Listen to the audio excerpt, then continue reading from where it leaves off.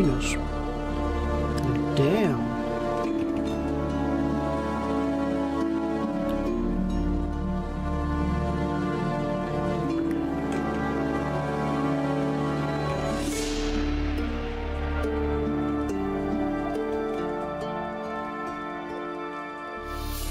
It's gonna be like a ranch, but that clearly doesn't. Maybe. It's still good info, I'll take it. Kami, how's it going, man? Okay. Are you...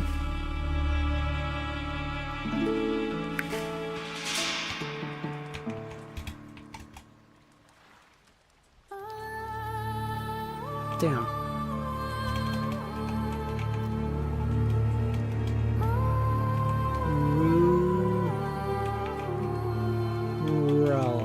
Of course. Okay. One above par. That's fine. We'll take it.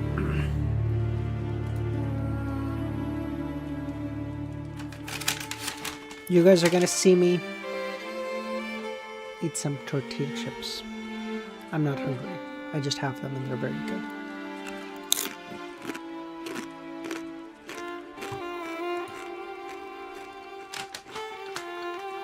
If you can hear me chewing, I would say I'm sorry, but I'm not. They're just really good.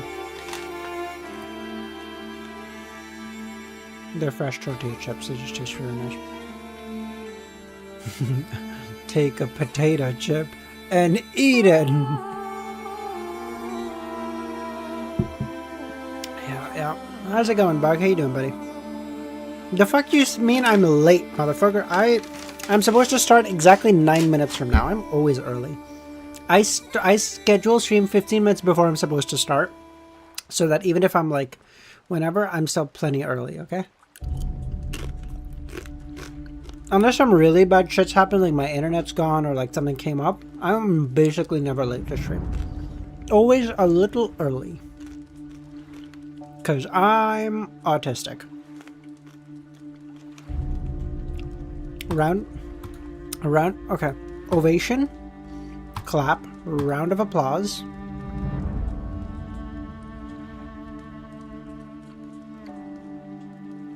Rumble. Damn it.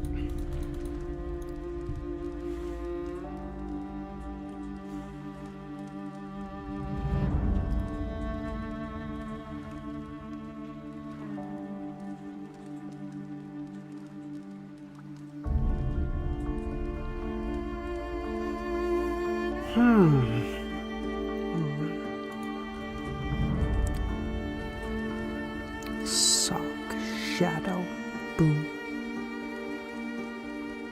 Stage, phase, string, round. Okay. Stage, phase, round, level. Oh, this is such good music. Oh, by the way, how's the music? I know there's only like one or two of you. How's the music?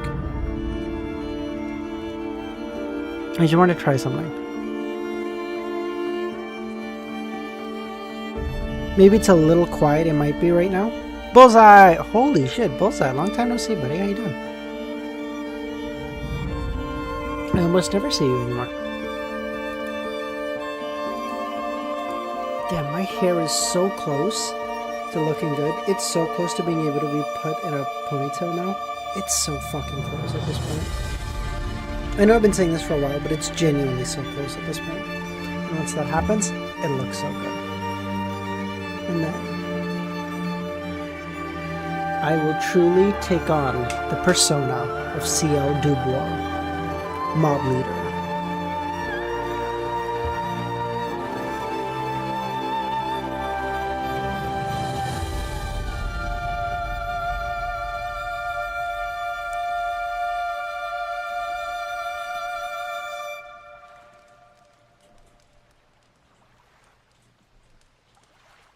Bro, I forgot paladins were only immune to diseases at level 3. What the fuck are we talking about? Sorry, I'm not very well versed in D&D. I've never actually played a game of D&D or like played a.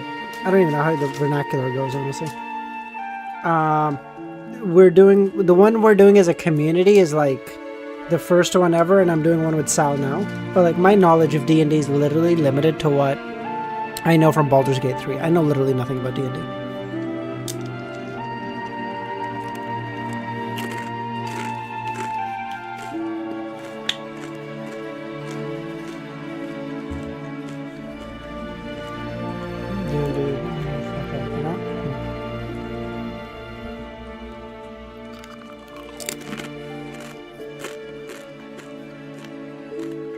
Rumble, boom, clap, roll. Go to 555. 55? You want me to read 12 chapters today? Who the fuck do you think I am?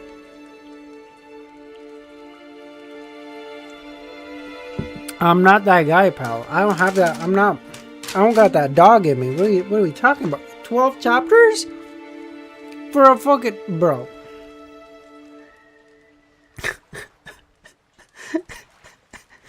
Fine, motherfucker. God damn it. I wasn't even gonna stream, and then I saw you both willing to riot in the fucking chat, and I was like, fine, I'll stream.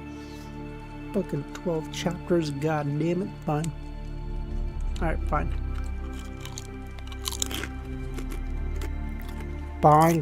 Fine.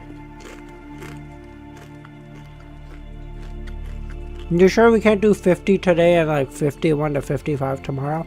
No? Just asking. Alright.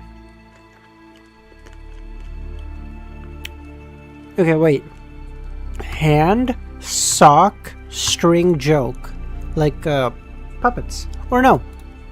Shadow, string. Like, puppets! Yay! Okay, see? I got there. Got Wordle and connections. No help, okay? No one's sassing me today.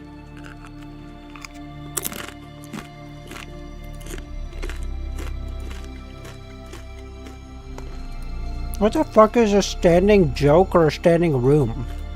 Standing order, standing ovations, I get. What the fuck are either of these? Whatever. Boys, I've been eating like a fat pig today, I'm not gonna lie to you. If you think you're smart, do a minute cryptic as well. What's this? Oh, sorry, I asked you guys earlier, how is the music? Right now it's obviously pretty quiet because it's in like a... Like, okay, right now, how's the music now?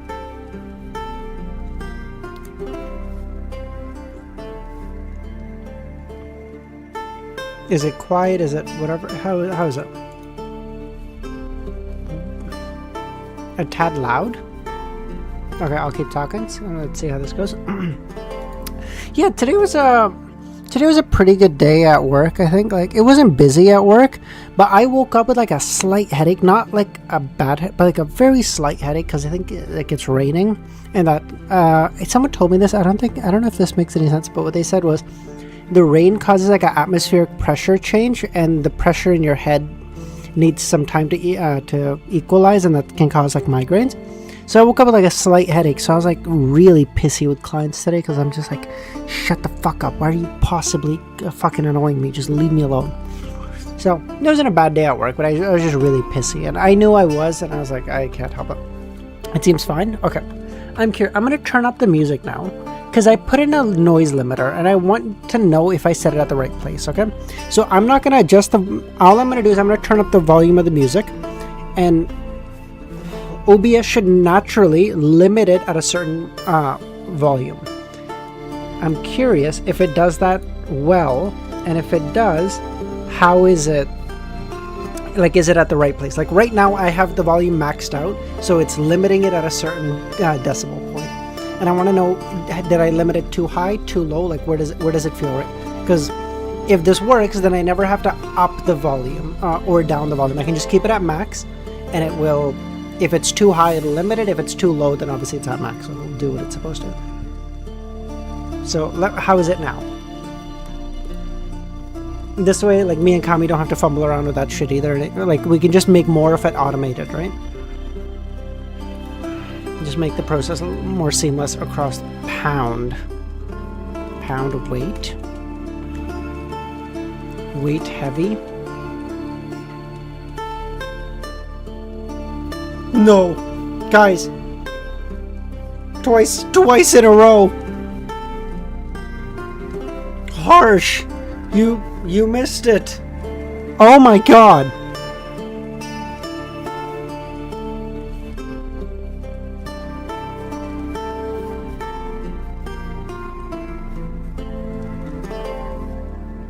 You guys saw that, right? Like, it's doable? Would it, like, no, like, I don't want it to be, like, doable. I want it to be, like, good, Chris. So, like, is it too high or is it too low? Is it, like, what is it? Like, tell me. I can fix it. I can fiddle around with it. It's not a big deal. But just, I need to know, right? Like, is the volume, is it too loud now?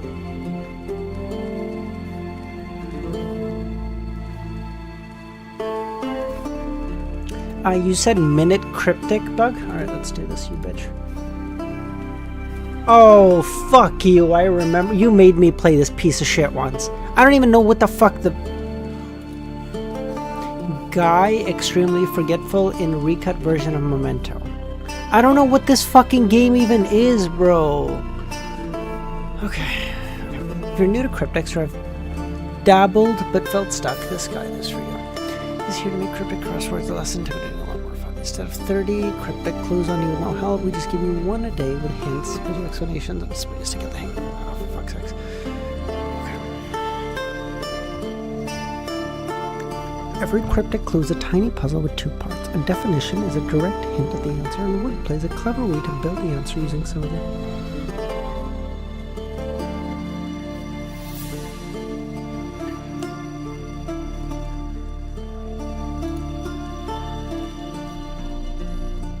Guy extremely forgetful.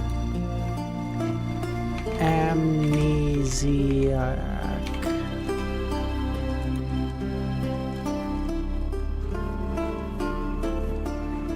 Show definition. Our definition here is memento. Keepsake.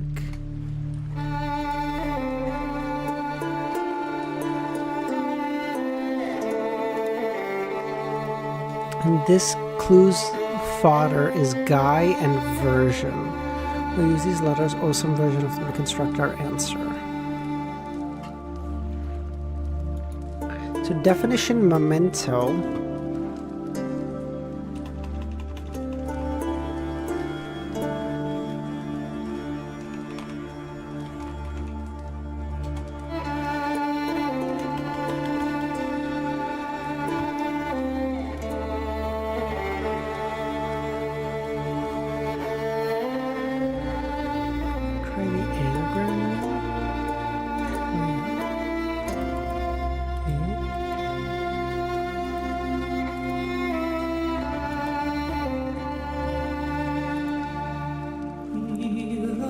So we're looking for like a synonym to like memento, theoretically.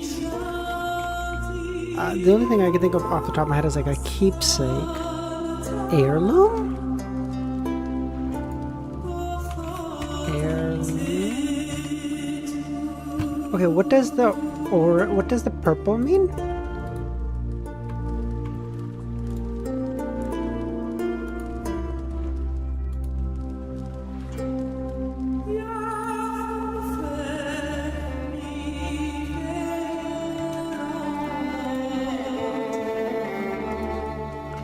This clue's indicators are extremely forgetful in and recut. One of these is an anagrammed indicator suggesting that we'll need to rearrange a neighboring word by rearranging it.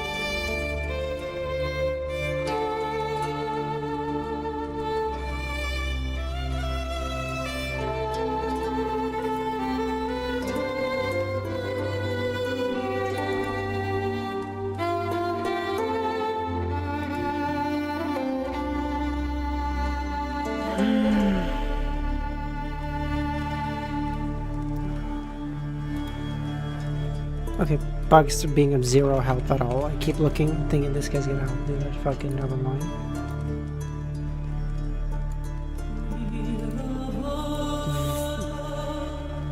Why?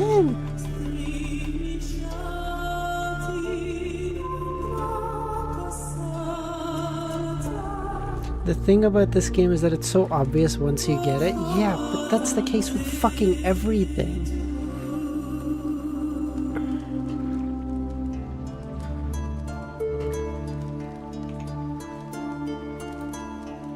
Suvin.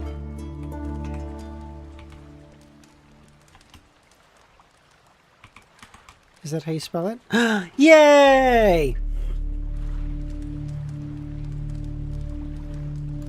My biggest problem was I didn't think I was going to be able to spell souvenir. I was lagging during the explanation. I don't fucking even know what this game is, Harsh. Fucking stupid is what this fucking game is. You know this shit.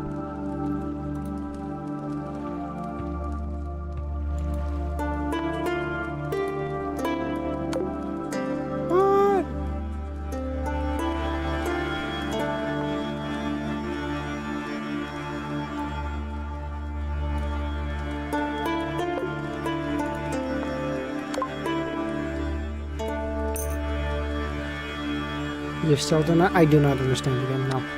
Shit game anyway.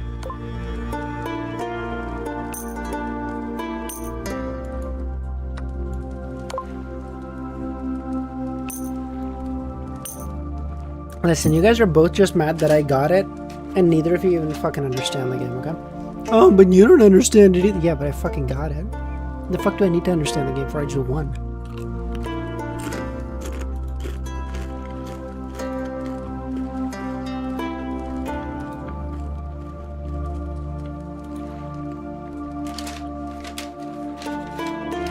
I was just looking for a synonym of like memento. That's what I kept looking for.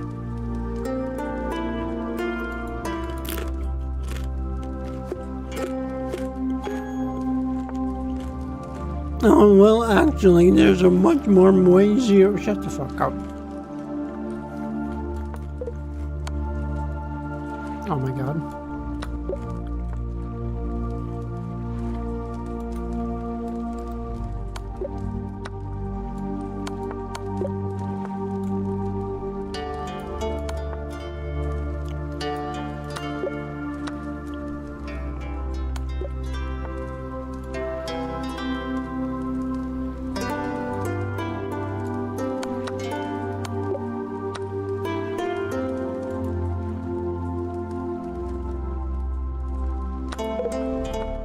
What?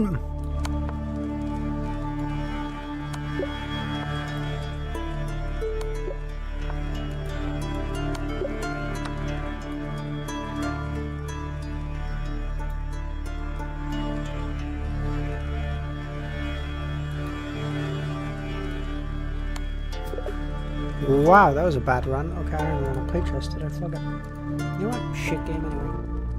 Fuck it. All the other games I did so well in, I'm not even crying about chess. Fuck them. You get one bad game a day, okay? You get one bad game. It's just chess today. Everything else I did so good. Fucking Lexicon in 4? What is even that? Beat Bugs game. And he said, I'll be impressed if you get it. Is he impressed? I don't know. Is he even more impressed that I did it without even getting the fucking game? I don't know. But fuck him.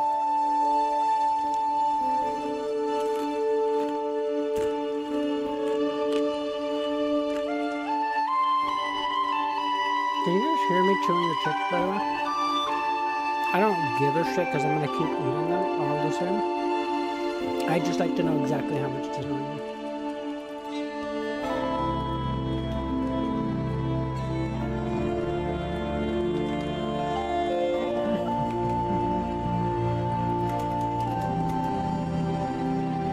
I'm disappointed.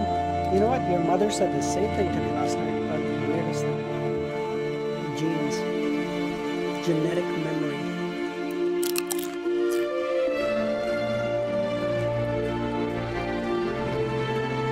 Drives to the doctor's white coat with a saucepan over his head. Stonemason's azure eyes focused on the academic warlocks.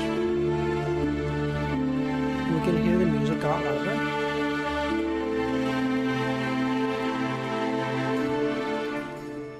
Yeah, the music is just at the noise gate now, I think. It's just hitting the noise gate that I have set up. Is it like overpowering my voice, Chris, or is it like good? Kami hasn't said anything, so that leads me to believe it's fine, but I don't know. I'm very quiet. Okay, thank you.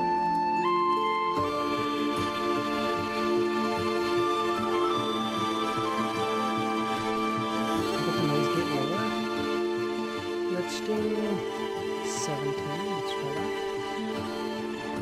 Okay, let's try now. Is this better? I just got here. Okay, is this better? Let's do this.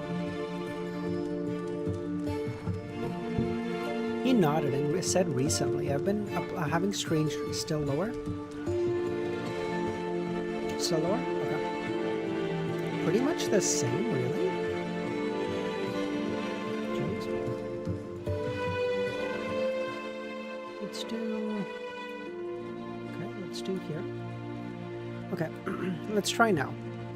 Okay, actually, let me change the music really quickly, because I think the place where it's at is lower than the noise gate right now, so I don't want it to give you a false impression. Okay, so like where it's at right now, this is at its noise gate, but I'm also talking normally. How are we feeling now? Maybe it's your mic? I'm still quiet? Like, I can up my own voice, I can bring my voice up to here. Is this better? Let's go with this. Is this better? I can make my mic a lot more sensitive, right?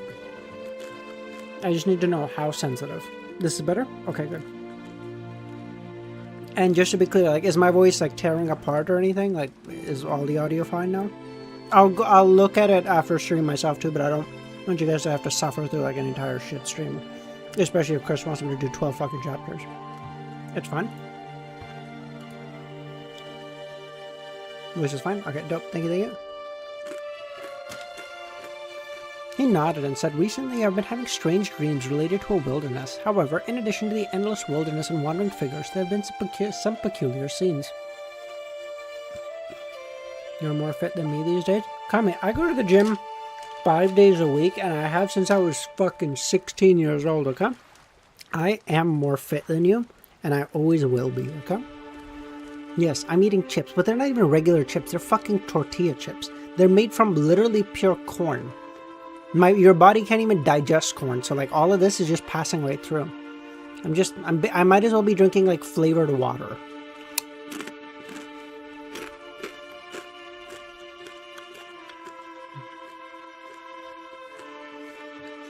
As expected, it affects the neighboring pathways of the Mystery Prior and Savant, Lumia nodded. So you're just adding more to shit. Yeah, exactly, yeah. Bug. Always is only a strong word for the weak-willed, okay? If you had a stronger will, you'd say, hell yeah. It's okay. You will, in time, develop one, I'm sure. It's normal for older people to gain weight. Bug. You weigh $110 soaking wet, okay? I could pick you up with one hand and toss you around like a fucking rag doll. Yeah, maybe you should gain some weight, brother.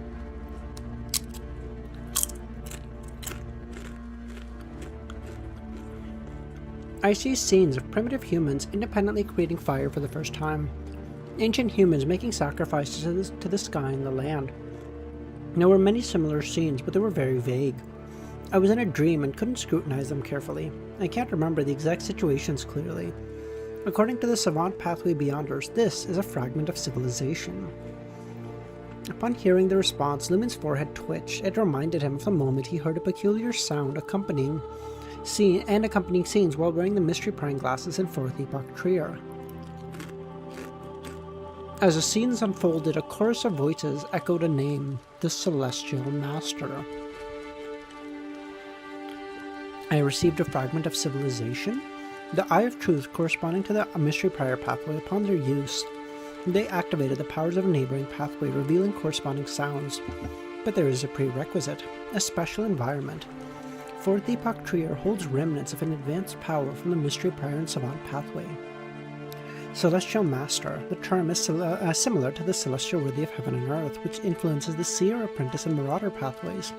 Meanwhile, Celestial Master corresponds to the Mystery Prior Savant and Savant pathway. Interesting. So that's their great old one, I guess?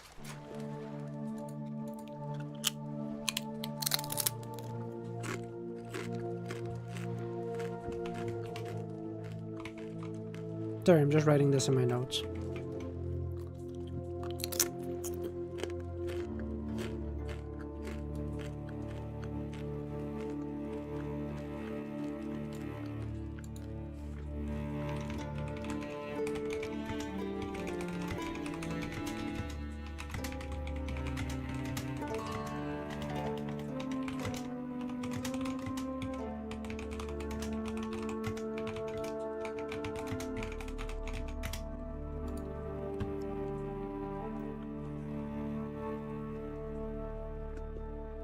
Or an ancient beyonder? Yeah, but the term being so similar to Celestial Worthy is what's making me think maybe it's a great old one. But you are right, it could just be a high sequencer or beyonder. Franca glanced at him, perplexed by his limited participation. After a moment, Lewin snapped out of his daze and carefully stated, the sudden downpour in Trier is an outward manifestation of a catastrophe, much like the cloister. I suspect that a high-level power leaked during the catastrophe, affecting beyonders from the neighboring pathways. The impact is more pronounced for those in Trier, but minor for those outside. I've observed that warlocks outside Trier experience significant decreases in the frequency and clarity of their dreams. Strangely, none of the warlocks in Trier mentioned this. Bear nodded. Professor and the others concurred with Lumen's hypothesis. They couldn't help but marvel at Muggle's remarkable growth. Franca then inquired about the owner of the ancient tomb inside the crazy mushroom cave. Franca had already entrusted this matter to 007. Her current focus was on uncovering any mirror people who may have infiltrated the research society. After discussing the situation with Hela, Lumion emerged from a corner where the Academy team was located, ready to gather mysticism knowledge. Franca approached Lumion and lowered her voice. What were you thinking when Stonemason recounted his dream? It seemed like you thought of something. Hadn't I shared what I saw and heard? That shouldn't be the case. I won't forget sharing matters involving the Celestial Worthy with Franca. Lumion's heart stirred, feeling that his spirituality was hindering this matter. After a moment, he responded, it's rather complicated and involves high-level powers. I'll write to Madam Magician and see if I can share it with you. Okay, don't forget, Franca responded. At that moment, Hela approached. Any progress in tracking down Ultraman and Bard? Not at the moment. I'm still compiling the information, Lumion said. If you need any assistance, do not hesitate to reach out to me or Gandalf, Hela nodded. The primary objective for most members of the Research Society was to eliminate the traitors. Got it, Lumion said. He had no plans to confront the key members of the April Fool's team all alone. Undoubtedly, it was optimal for him to carry out the final execution, though. Upon returning to the world, Lumion noticed that the night was falling.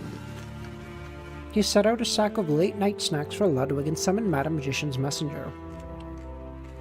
Just then, as he settled into bed, just then a sense of alertness surged through him. He sat up, focusing on a specific spot in the room. Outside the window, a faint crimson glow shimmered, and in one corner, a shadow expanded, reaching the ceiling, forming a silhouette resembling two goat horns, as if a devil had emerged. Music does not work? The fuck you mean? What?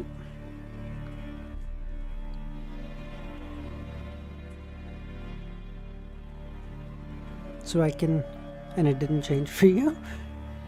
Remake room? Okay, okay. Kami, you make the room? I'll join. You make the room? Just toss me the code. Awareness, how's it going, man? 401, slowly catching up. Oh shit, what do you mean slowly, bro? You're catching up so fast. The fuck? You were at like 300 not too long ago. Rosego agenda? I'm sorry, are you for or against Rosego? I will not have any Rosego hate in my chat, okay? Love that guy.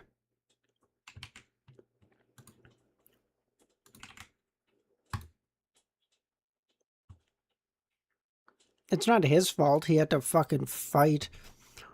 It's not his fault he was fighting a guy with the Sephira of his own pathway. Talk about fucking opposite shit, man.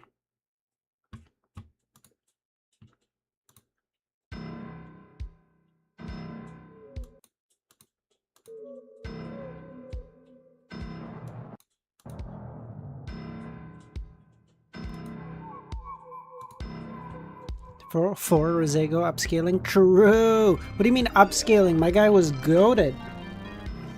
Bro, he was goated. He just ran into Klein with the Sephira of his own pathway. Talk about shitty convergence for him, bro. Love that guy. I once had an idea to make a video called The Greatest Beyonder of All Time. And the thumbnail would be Rosego. But then, I can't remember if it was Kami or Romero, but they shit on my idea. They were like, no one knows who the fuck Rosego looks like, so that video just do shit. And I was like, oh. So I didn't make it. But I had that idea a long time ago.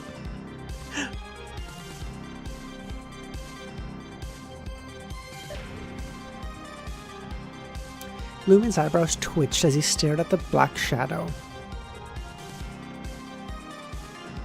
And the devil-like shadow resonated with a deep, imposing voice, lowly human. Answer my question truthfully. What's the question? Lumen cracked his neck. What did the Paco family's Georgia hire you to do? What do human affairs have to do with a devil like you? I'm an adventurer. I won't betray my employer. Then I'll use your blood as the answer, the devil growled. As it finished its sentence, its aura surged, and the moonlight in the room instantly succumbed to the darkness. The corners of Lumen's mouth curled up, and with a swift press of his left hand, he catapulted from the bed like a cheetah, propelling himself. He grabbed it when they introduced him, and is to be quick with the video before he dies the next episode. True. Gotta hit that perfect 1 week span where everyone's like, oh my god, that guy's kinda goated though. Gotta meet the market where it's at.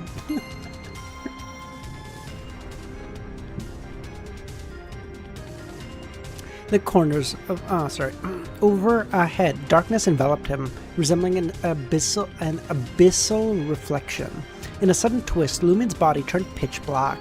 He morphed into a shadow creature and melded into the darkness.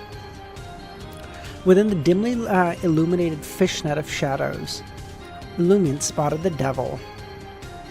Standing just over a meter tall, the creature was child-sized, yet its skin was creased like that of an elderly man. Its disproportionately large head featured protruding eyes, presenting a grotesque visage. In the form of shadow, Lumen swam towards it, aiming to ensure the peculiar creature that manifested the devil projection. Many of Lumen's abilities were constrained in the shadow creature form. The short, malevolent creature with its wrinkled skin appeared defenseless against the shadow entanglement.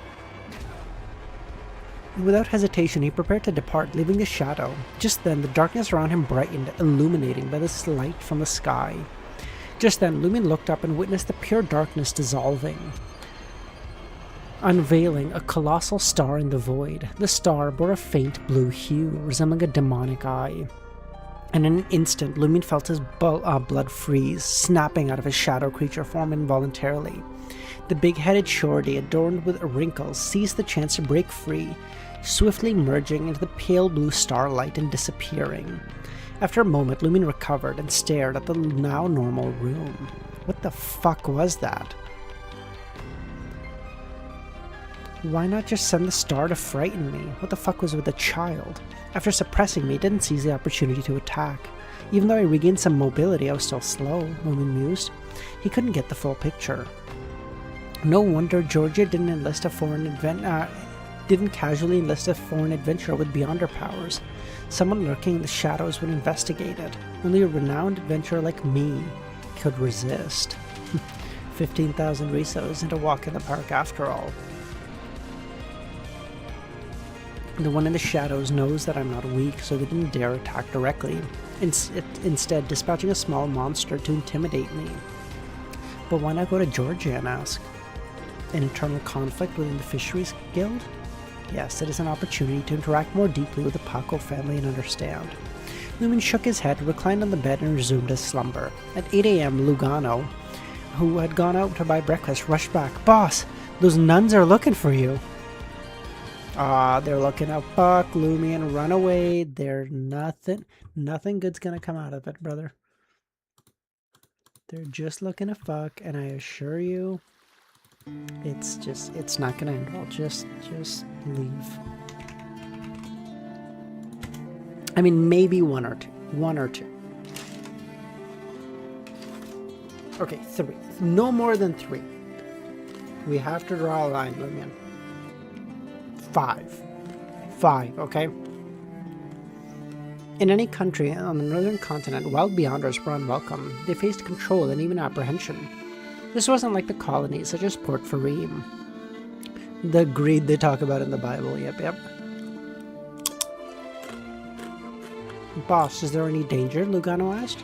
"That depends on their attitudes, I suppose," Lumion chuckled. The implications was that the nuns were the one facing danger. Lumion teased, "Aren't you excited about them? Shouldn't you be thrilled?" Imagination isn't the same as reality. Seeing his boss having no intention of teleporting away, Lugano nervously descended and extended an invitation to the nuns. Uth says that like he's been here the whole time. This motherfucker just showed up. Okay, bro. The leader was the same as the one Lumion had seen before. Most of her naturally curly, thick black hair neatly tucked into a black hat. Her bright, lively, light blue eyes, along with her thick eyebrows. Uth is genuinely treating me like a fucking disgruntled girlfriend. This motherfucker's... oh my god. "Are you Louis Berry?" the woman in the leather armor gazed. "And who might you be?" "I'm Sister Noelia of the Fertility Order." That's a crazy sentence. "In charge of a combat team. Praise the earth, praise the mother of all things." Noelia raised her hands to the sky. Observing that Noelia and the other combat nuns were not as judgmental as he expected, Lumion smiled. "Madame, what brings you here?" "You are a great adventurer who hunted the demon warlock. If we hadn't known you were in Port Santa, we may not have bothered. However, now that we are aware, we must come and speak with you, reminding you to abide by the corresponding order." "What order?" The demeanor of these nuns made him wonder if they were official beyonders. They didn't arrest him, nor use stern warnings. However, this is Port Santa, and many sea merchants here have a genuine need to resist pirates and protect their goods. We lack the manpower to save them all, so we have tacitly agreed to allow them to hire beyonders. Firstly, you cannot venture inland without our permission. To reach other cities, you need our approval. You cannot perform any rituals in Port Santa, consume potions for advancement, or engage in mysticism experiments. Thirdly, refrain from using your abilities to cause chaos or catastrophe. Of course, if you return to Port Santa in the future, you'll need to register with us first. Seems reasonable enough, not very excessive. It's even simpler and easier than obtaining a firearm permit in Port Farim. "Sure thing," Lumion said. "But Port Santa isn't entirely safe," Lumion chuckled. "I encountered a monster last night." He briefly recounted how a little monster had disguised himself as a devil to intimidate him. While he didn't conceal that he had accepted Georgia's commission, he refrained from specific details. Noelian listened. "We'll handle it. Try not to get involved in the Fisheries Guild matters in the future." "I'll do my best, but I reserve the right to defend myself." Noelia didn't offer any further comments. Her smile faded as she led the nuns out the door. In just 2 or 3 steps, she drew a sword from her back and slashed at Lumion. The series of movements flowed seamlessly. Lumion stared at them, neither dodging nor raising his hand to block. With a swoosh, the straight sword grazed the tip of his nose. As expected of a great adventurer, your foresight, judgment, and courage are exceptional. This is a true man. Those who only know how to flaunt their muscles and swing their swords are beasts. As they spoke, they exited his room. Lumion raised his right hand and stroked his chin. The sight of a woman scrutinizing men made him rather uncomfortable. "Boss, did a monster really come here?" Lugano was taken aback for a moment before understanding Lumion's intentions. He grabbed Ludwig and followed close behind. Lumion's Riz is rizzing. Bro, he's not even doing anything. They're just getting rizzed up. They're like, "Oh, he's so strong. He got a bounty worth 600,000.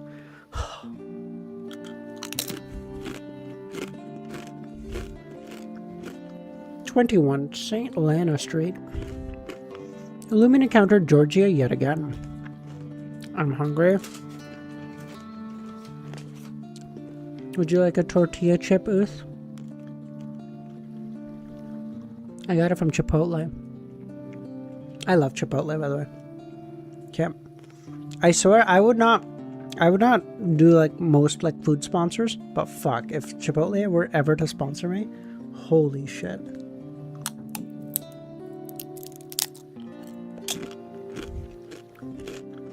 There's only two food things I would ever do. Chipotle and Red Bull. I fucking love both of those things.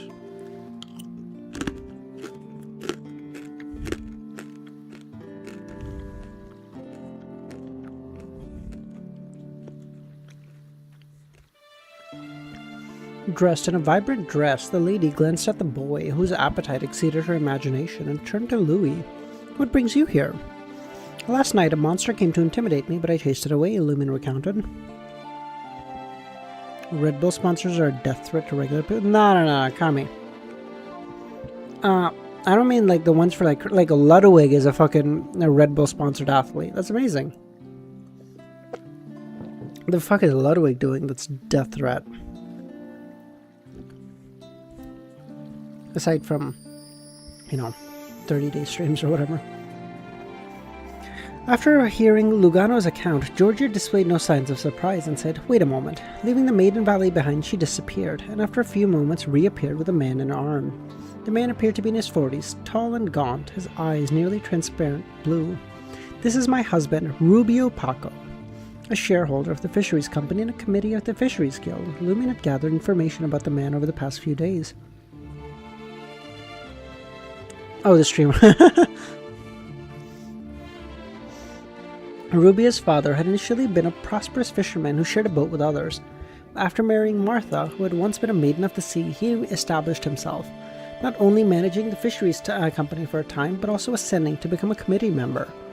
Shortly after the sea prayer ritual last year, the gentleman passed away. With strong support from the matriarch Marta, Rubio inherited his family status. However, he no longer held a specific position at the Port Santa Fisheries Company, only holding on to the voting rights and dividends. This man had once been rebellious, but he was expected to comply with his parents' arrangements and marry a maiden of the sea.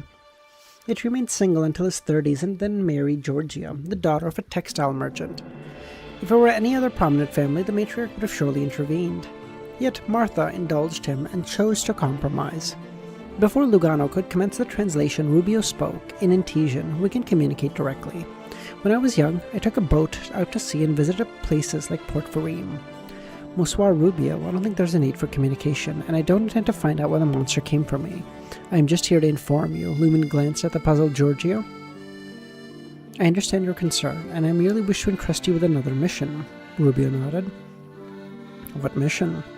My mother, Martha, hails from Milo village. Recently, she wishes to return and meet the current governor of the sea to request his permission to seek treatment at the Church of the Earth Mother. Yes, my mother hasn't been in good health recently, but she can't get out of bed. Martha was alive? As experienced as he was, Lumen had deduced that the monster may have transformed by Martha, based on the absence of the matriarch. The sea prayer ritual wasn't just an honor for the maidens, perhaps it was also a hidden corruption that may erupt. But now, from what Rubio said, Martha was alive. Why does she need the Governor of Sea's permission to seek treatment? All maidens of the sea have to follow specific orders when dealing with church-related matters. Failing to do so would be blasphemous.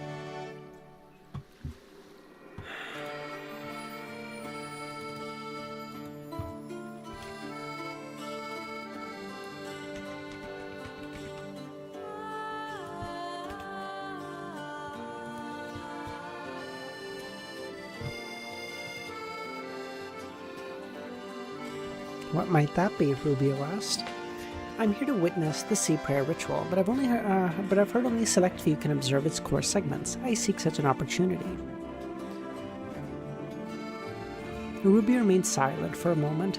Georgia, unable to contain her curiosity, questioned her husband in Highlander. Lugano seized the chance to approach Lumion and translate the couple's exchange. Lumion's eyelids twitched imperceptibly upon hearing that they were genuinely considering allowing him to pose as a sailor. Is he really considering it? I'm merely offering an outrageous deal to see if I can glean details. I didn't think it'd be that simple.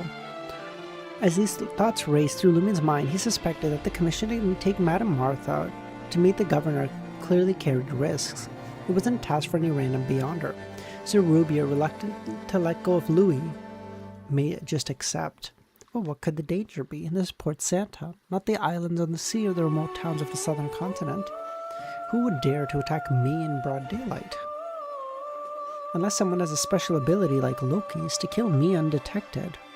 Or if a saint with a godhood personally takes action, aiming to end the battle. But it can't be that exaggerated, can it? I cannot permit your participation in the last two segments of the ritual. It is blasphemy. Against the sea. Those involved will face expulsion from Port Santa. But I am willing to allow you to conceal yourself amongst the village in advance and witness the ancient performances during the vigil ritual. So I can't directly witness the vigil ritual, but I can take part in the accompanying performances. Did Ultraman, Bard, and Mad Lady use a similar method to approach the core of the sea prayer ritual? Deal. Lumion smiled. Without waiting for a response, he suggested, let's send Madame Martha to Milo Village today, shall we? We mustn't delay when it comes to illnesses. Rubio hesitated before saying, my mother is already asleep. She has been resting a lot lately. Forcing her awake will impact her body and mind. How about tomorrow? Lumion nodded and cast a quick glance at Lugano. Lumion emphasized the word doctor. Without hesitation, Rubio shook his head and said, we trust the church's doctors. My mother is the most important family member. We don't wish to take any unnecessary risks. What he implied was that he couldn't vouch for the medical skills of the interpreter. Lumion was actually looking forward to sending the Madame to the village because it meant the current governor of the sea. He may get to meet them and get a chance to learn something. Having agreed to escort Madame Martha and her maid to the governor of the sea at 9 a.m. the next day, Lumion led Ludwig and Lugano out of the village, or out of the main home. Lumion nonchalantly asked, does the governor of the sea reside in Milo Village? Georgia nodded. The governor of the sea resides in a building where the vigil ritual is held every night. He can move freely during the day but can't leave Port Santa. The building where the ritual is held. The essence of the vigil ritual is to allow a quasi-governor of the sea to enter the residence and replace the former governor, allowing it to be officially appointed by the next day? What are the perks of being a governor of the sea? Lumion asked. Among the fishmongers, the merchants, he is the true governor in their eyes. It wasn't an answer, just a whisper of the truth. Lumion nodded and, without pressing any further, led Ludwig and Lugano out of the gates.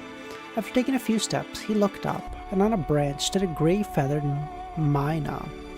Lumion gave it a cursory glance and continued on. After a while, the myna flapped its wings and flew up.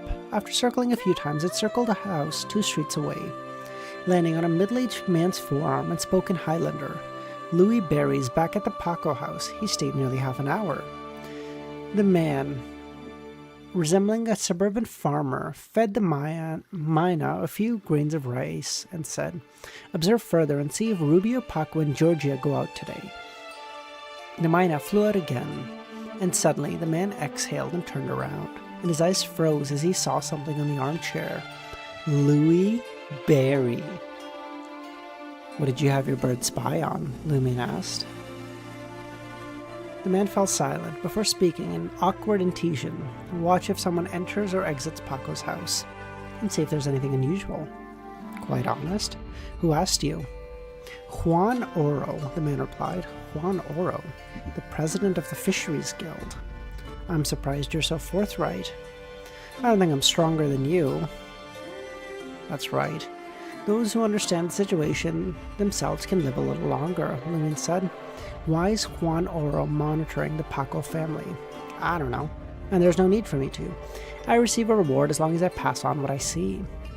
Did you see that monster last night? Lumion asked. What monster? What happened last night? Lumion chuckled and stood up. What's your name? Sanchez, the man replied. Lumen opened the door and walked out, disappearing from Sanchez's sight. Arun, how's it going, man? After returning to the motel, Lumen noticed a folded letter resting on the bedroom desk. He unfurled it. You can share those matters with the Two of Cups, but avoid delving into excessive detail. The distinct handwriting of Madame Magician wrote, I refrain from elaborating on the voices you heard and the fragments of civilization you glimpsed as they remain too advanced for you. Simply remember not to heed random sounds or sights in ancient ruins. Also, caution your warlock associates. It is acceptable to occasionally take in the hidden sage's indoctrination, but you mustn't believe him. After incinerating the letter, Lumen contemplated for a moment and decided to teleport back to Trier to inform Franca. Oh, I forget he can just do that. This motherfucker only uses it to like flash step behind his enemies, so I forget he can do like long distance traversal too.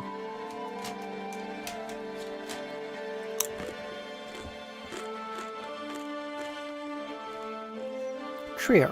As Lumen materialized, Jenna and Franca were engrossed in pursuing a stack of ancient information. Hey, could you teleport outside and knock? It's quite startling when you just appear like that, Franca said. With a witch's perception, what's the difference between me teleporting outside and in here? Why are you here? Franca asked. Madame Magician said you could say something? What's going on? Franca queried. Yes, Lumen replied.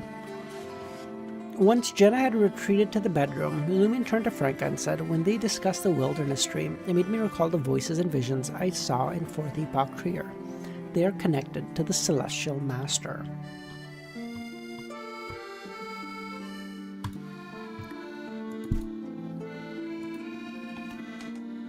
And Chris, you're absolutely certain I have to go all the way to 55? You didn't make a mistake and accidentally write like 55 instead of like 50 by chance? No way, Jose. Just asking. Hold on, I'll be back in 1 second. I'm just gonna get something to drink. Fuck.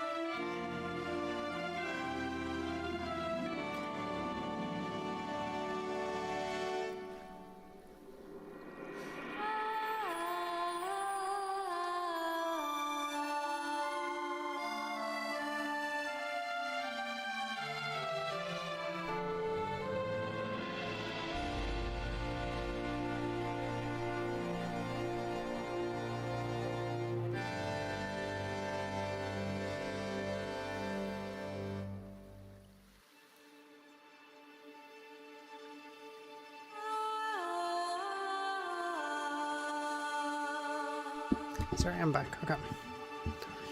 In 4th Epoch Trier, what did you see or hear that we didn't? Everyone had been together before they met, but Jenna should have been aware. Could it be the after effects of using the Eye of Truth, Franca thought? Probably, Lumen nodded and pulled up a chair, describing the collisions of the two rocks, sparks flying and the ensuing blaze, and the voices chanting, Celestial Master. The more Franca listened, the more her focus intensified. As she listened, her gaze gradually shifted, seemingly lost in reminiscence. Once Lumen finished recounting, Franca remained motionless for what felt like an eternity, frozen like a doll. As expected, the Celestial Master is part of our world, she said. The fragments of civilization you received bear a striking resemblance to some aspects of my country's history, yet there are differences. The Celestial Master is attempting to interfere and breach into this world, wielding a significant influence over the Mystery Prior and Savant pathway. Much like the Celestial Worthy affects Seer, Apprentice, and Marauders? Could the depravity amongst some of the monks and the peculiar state of the Hidden Sage be linked to him? That's what I think too, Lumen said. Franca rose up and paced, seemingly alone, contemplating how to unveil this truth to the Research Society. The connection between the two worlds is stronger than I thought, she muttered. It's not just through the river Styx. It's so cool how they still don't have any idea of like, hey, it's not different worlds, it's just the same world. Not judging them, we didn't know until fucking Klein damn near became a god, so these are mid-sequencers, so.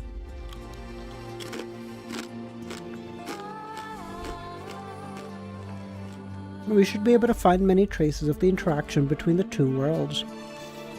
When we grow stronger and amass gold, I want you to summon Chen Tu again, the Shadow. He possesses some insight. Franca lapsed into silence yet again.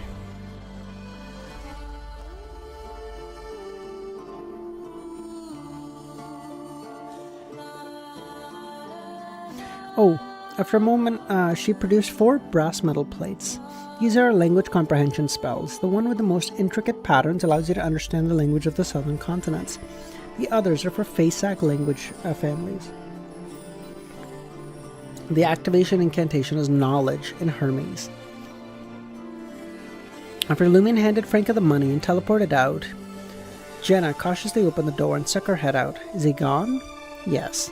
Jenna glanced at her and didn't press for any information, and instead redirected the conversation back to the information related to the tomb. Late at night, Franca returned to her room, glancing at the analyzer, the accompanying typewriter, and the transceiver. She didn't sit down to chat as normal. Kami, bro, what are you doing to me? What is this sad music? Sitting in the middle of the bed, hugging her pillow and curling up, Franca's gaze unfocused on the moon. Lumin's words plunged her into nostalgia, but the more her emotions fluctuated, the less she wanted to revel or reveal vulnerability. Only when solitude enveloped her as the night fell silent did she shed her armor and sink into her emotions, burying her head in her knees. That night she delved into a multitude of dreams.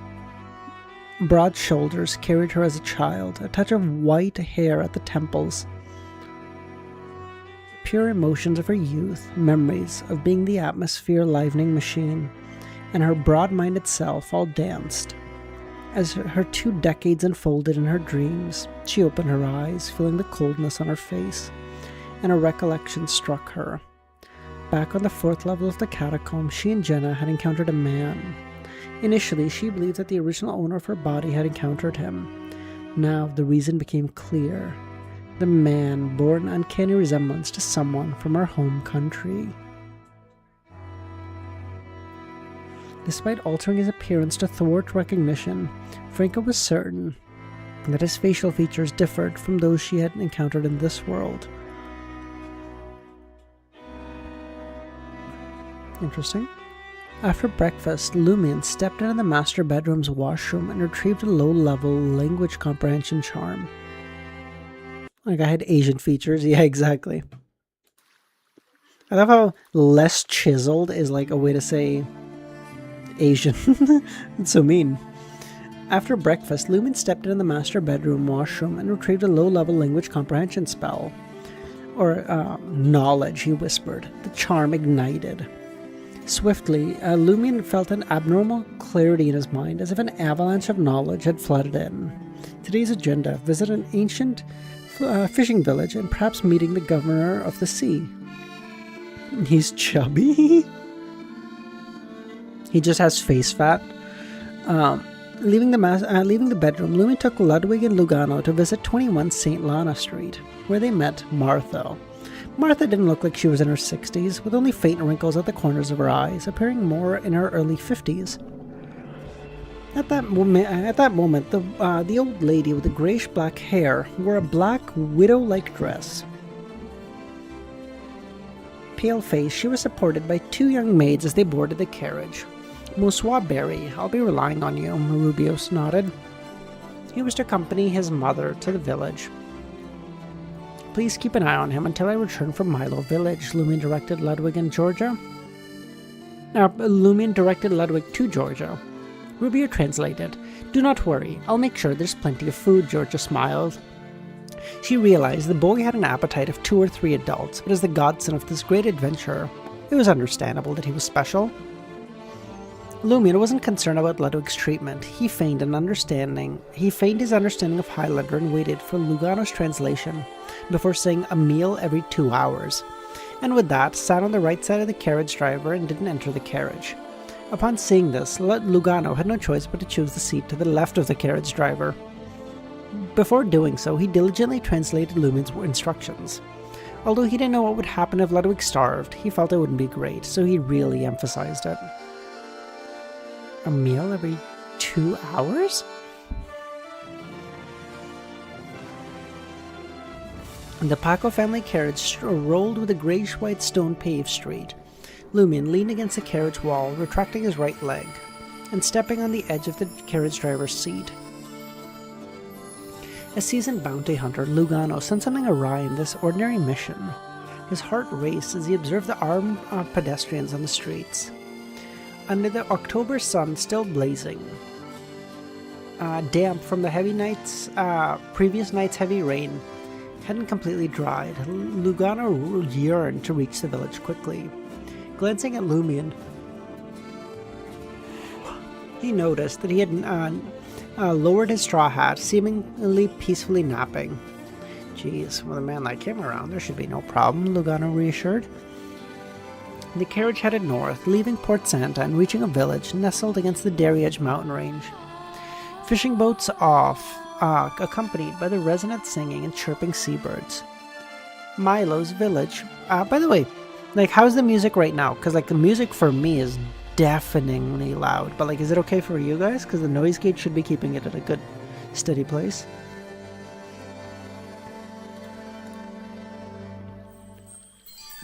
Fine. Oh, good. Let's go, baby. Because I haven't decreased it at all, so it's not, like, hella fucking loud for me. As they arrived at their destination safely, Lugano sighed in relief and jumped off the carriage. Two maids supported Madame Martha as they headed down to the Governor of the Seas building. Lugano heard his employer's voice. Take a look at what's wrong with that lady. Lugano glanced at Lumion and raised his hand and tapped his forehead, activating his spirit vision. Most notably is the excess loss of blood and weak vitality. It doesn't look like an illness.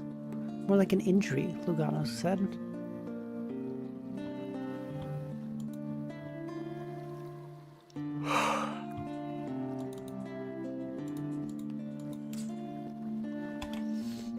Fuck, man.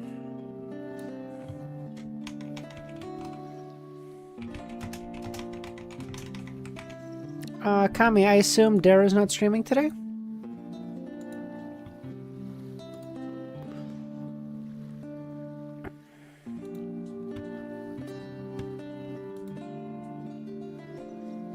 Injured by the lizard, Lumion made a casual guess. He stood by the carriage, his gaze naturally surveying the surroundings. The location was close to the village docks, with boats sailing into sea and fish nets secured to the reefs. Around nearby houses, women were busy processing seafood, turning them into salted fish and jerky. Though different from Cordoue, the essence of the scene remained similar. In front of the governor, the governor's home, stretched a sizable square, where Lumion and the others waited. Children gathered in a corner, arranging numerous shells. The eldest, dressed in a linen shirt, declared, "I am the governor. I'll be the guard." "I'm the mother," the other children replied. "What about me? What about me?" The youngest hopped around. "You can be the child of the sea." Child of the sea? What's that? Lumion thought. These kids may not understand many terms, but their lack of confidentiality makes them unwitting carriers of information. The adults in the village wouldn't be overly vigilant against such kids. Recalling his experience in Cordoue, Lumion recognized the value of sounding out children and playing games with them. After absorbing the children's discussion and gauging the time, Lumion adjusted his straw hat and headed straight for the residence. Lugano was taken aback and followed. Two guards, each armed with a rifle, blocked the entrance of the cathedral. "Halt!" the guard shouted. Undeterred, Lumion continued. "I don't know what you're saying," speaking in Nantesian. The two guards raised their rifles. "They won't let you in," Lugano said. I may miss some streams until June. I assume work timings are a little off or whatever. Yeah, all good, Chris. Don't sweat it. All good. A cold glint flickered in the blue eyes of the guards as they squeezed their triggers. At that moment, the outsider vanished. He melded into the shadows. In an instant, Lumen reappeared behind them and continued walking, as if the distance between them had been erased. Don't say that, okay? He's not Amon. The two guards quickly turned around, peering behind them, but Lumion had already entered the building. Lugano outside stood in a daze, unsure of whether to follow. After passing through the foyer, Lumion instantly noticed the space darkening. The dome, just over 10 meters, emanated an inaccessible aura. Aqua blue walls adorned various reliefs caught his eyes. Simultaneously, Lumen sensed the relief coming to life, casting a gaze at him. They weren't alive. The building itself seemed alive, though, rejecting intruders. Lumen's steps became heavy, as if burdened. Within his field of vision, Martha knelt diagonally on the ground with her legs crossed. Rubio stood at a distance. Two maids also knelt, their backs turned towards the hall. Directly opposing the high dome lay a carpet made of fish skin. A young man in a retro white robe reclined in it. Four other beautiful women adorned the carpet. One knelt beside the lad, serving as his cushion. Another peeled late ripened oranges and fed them to the lad. The remaining two held trays of alcohol, food, and towels, their pregnant bellies unmistakably visible. Upon Lumen's entrance, the lad appeared alarmed, sitting upright, seeking the solace of the woman beside him, seeking solace in the embrace of the woman beside him. Upon Lumen's sudden entrance, the lad appeared alarmed, sitting up straight. Sensing the abnormality, Rubio turned around and saw the adventurer. "Why did you come in?" "I'm an adventurer. We've been inside for too long. I was worried." "Do not worry. Just wait outside for us to come."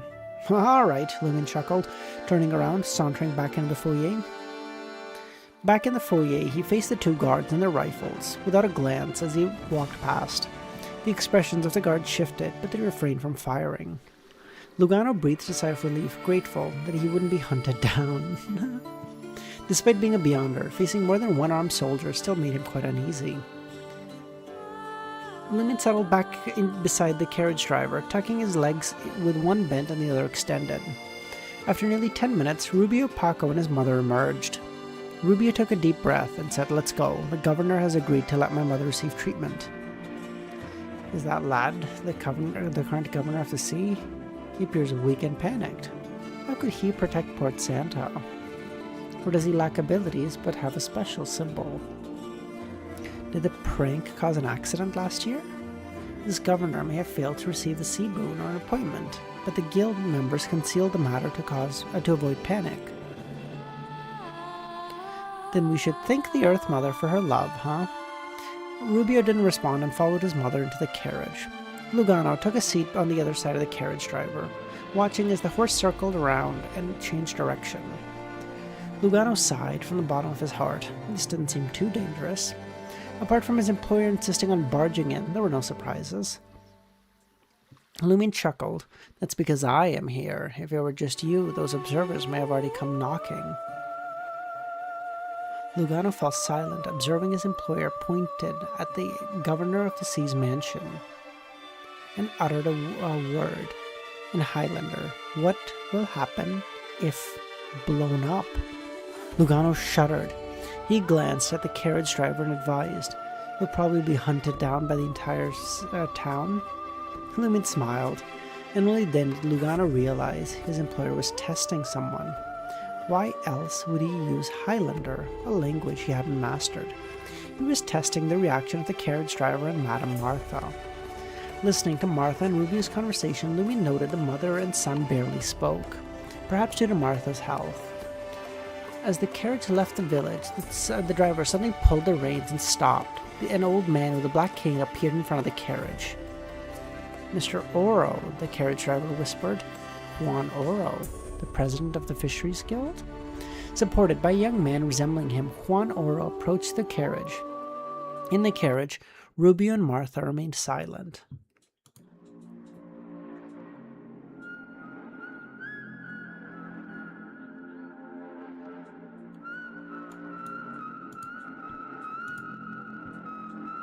90s, sure, it's not copyrighted. You're out of your fucking mind if you think it's not copyrighted, but whatever. Alright, we'll find 90%. Oh, we'll find out. At that moment, a revolver appeared on Juan Oro's forehead.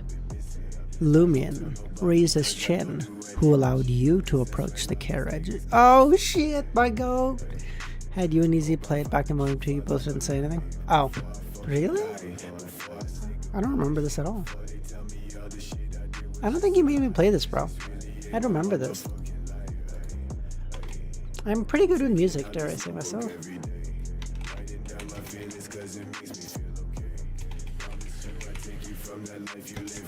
But nah, fuck it, we'll find out. Fucking, what's the worst that happens? The channel gets deleted? Oh well, shit happens, motherfucker.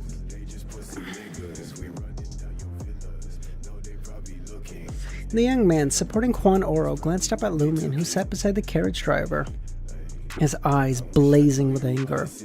The driver jumped up in fright and tried to distance himself from Lumion. But with a horse in front and Lugano on the left, dodging proved impossible. Lugano swallowed hard, blaming his employer for being too aggressive. Is he trying to be like Gehrman? But his employer hadn't exhibited such madness before. Juan, an elderly man, seemed oblivious to the revolver pointed to his forehead, stepped aside from the firearm and continued walking. Observing this, Lumion pulled the trigger without hesitation, and a bullet shot out, heading straight for the side of Juan's head. At some point, a palm intercepted the bullet, causing it to decelerate and spin. The wide, bronze-eyed hand belonged to the young man supporting Juan. Have you lost your mind? Before he could finish, crimson orbs, nearly white, materialized in front of him. Almost instantly, Lumion felt as though he had been ripped from reality.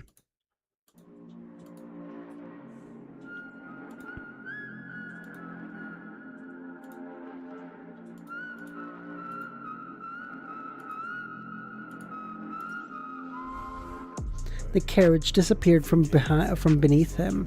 The ground vanished from his sight, and he found himself in an endless void of dark. The fireballs were controlled by an unseen force and changed direction. They collided with the roadside dozens of meters away. The horses startled, gnawing in terror. The driver pulled in the reins, struggling to calm the animals. The illusion Lumion experienced dissolved quickly, and he saw Juan and the lad again. Juan asked, "Have you had enough?" Lumion grinned and raised his revolver again. At that moment, Rubio spoke, "Let them through." Only then did Lumion lower his arm. "My employer says you're free to pass." He acted as if he didn't comprehend Juan's words. Juan observed the lad for a moment before shifting his attention. Using his cane, he circled around to the side of the carriage. The lad supporting him shot a glance at Lumion, but he was at a loss for words, since Lumion couldn't understand anyway. Juan glanced at the window and asked, "Martha, I hear you're not feeling well." "Yes," the lady replied weakly. "Has the governor given you permission to seek treatment? Do you need my help?" He has given permission," Rubio replied. "That's good," Juan nodded. He turned around and walked towards the building housing the governor's residence. Or housing the governor, using his cane as a crutch. The man supporting him shot a final glance at Lumion. Lumion adjusted his posture as if nothing had happened. "The carriage can go forward," he said to Lugano. Lugano snapped out of his daze and directed the carriage driver to soothe the horses and exit the village. Without any further issues, they made their way back to 21 St. Lana.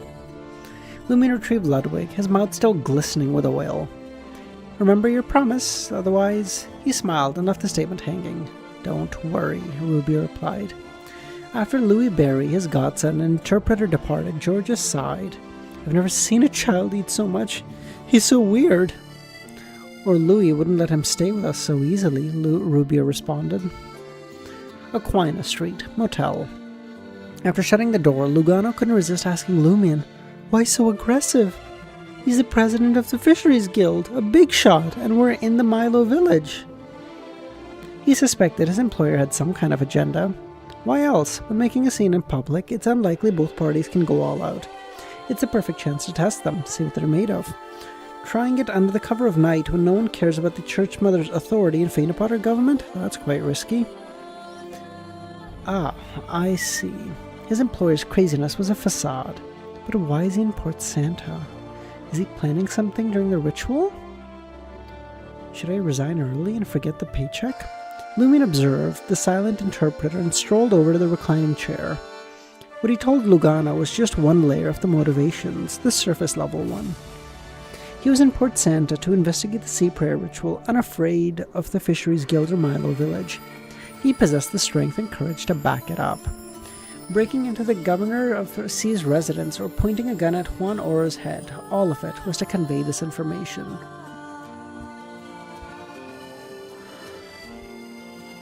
Lumion believed there were dissatisfied people in Port Santa regarding the Fisheries Guild. After all, the primary beneficiaries were fishermen, sea merchants, and those in the related industries, not the representatives of the entire port. For instance, even though the Church of the Earth Mother and Port Santa government has allowed the guild autonomy and excluded outsiders, someone bold enough to investigate regardless of consequences could tempt others. Likewise, the beneficiaries wouldn't be united. Some gaining meant the others would be losing. The powerful had rivals. While not wanting the sea prayer to end, they likely desired those in power to suffer. Lumion set up a flag to investigate the sea prayer ritual and display decisiveness, steadfast, and strength. He didn't need to painstakingly gather clues. From his residence, he could gather various precious pieces of information, openly and covertly, and compare them to determine authenticity. For an outsider with limited time, this was the fastest and most effective way to uncover the entire truth. For the key members of the April Fools lurking in the shadows, possibly setting a trap, this was a strategic move to draw attention to the adventurer, Louis Barry, and raise suspicion. In due time, armed with the necessary knowledge, Lumion had a chance to expose them.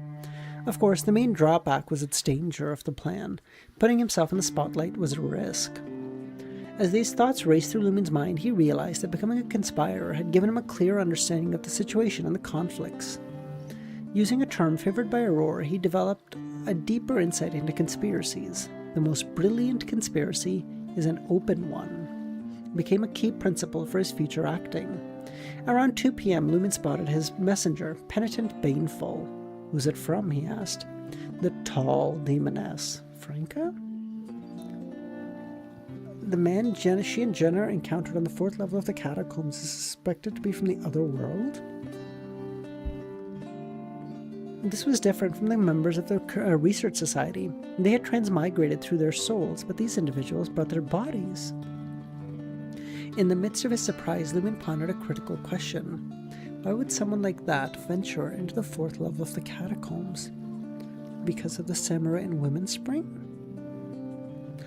Have similar individuals entered our world before? If so, why didn't they leave any traces like Roselle? Franca and Jenna's expedition to the 4th level catacombs appeared laden with coincidences. Not only did they uncover a new mirror world fragment, but also encountered such a person. After penning a letter to Franca, Lumion was about to request Lugano to translate today's newspaper when footsteps echoed. A knock resounded on the suite's door. "Who is it?" Lugano asked. "Noelia of the Fertility Order." Lumion leaned back and smiled, sensing that his digestion of his potion had progressed a bit further. Oh, he's going pretty quick, boys. Oh man, I want him to become a Reaper so bad though. That's gonna be such a cool sequence. I'm so excited for it. I'm like as excited for it as I was for Marionettist. Although I don't think I was as excited for Marionettist until I saw Klein use it for the first time when he like killed that guy surrounded by all of his own fucking bodyguards, but none of them. But he couldn't even make enough of a noise to let his bodyguards know that he was just dying. I was like, oh, this is gonna be really cool, boys.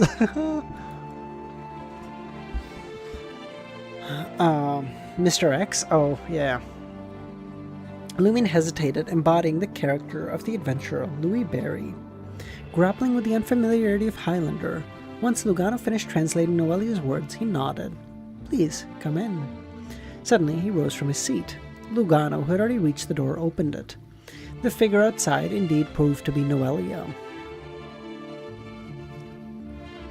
Contrary to expectation, she wasn't dressed in black or adorned with religious headwear. Her thick black hair flowed over her brown leather armor. "Thank you for your assistance." Lumen stepped forward. Previously dependent on Lugano's translation, Noelia replied in Intesian, "How did you know I was here to help?" Lumen raised his hand, pointing at his head, indicating deduction. Of course, his gratitude stemmed from her aid in digesting the Conspirer potion. Noelia's thick eyebrows twitched and nodded. She then turned her gaze to Lugano and Ludwig, as if seeking Lumen's opinion on whether to have them leave. Sparing Lugano, Lumen gestured for him to take Ludwig outside. "You actually know Intesian, but you didn't mention it earlier," Lumen said. "We often take terms." Is the music really quiet for you guys, or is it just for me? No, okay.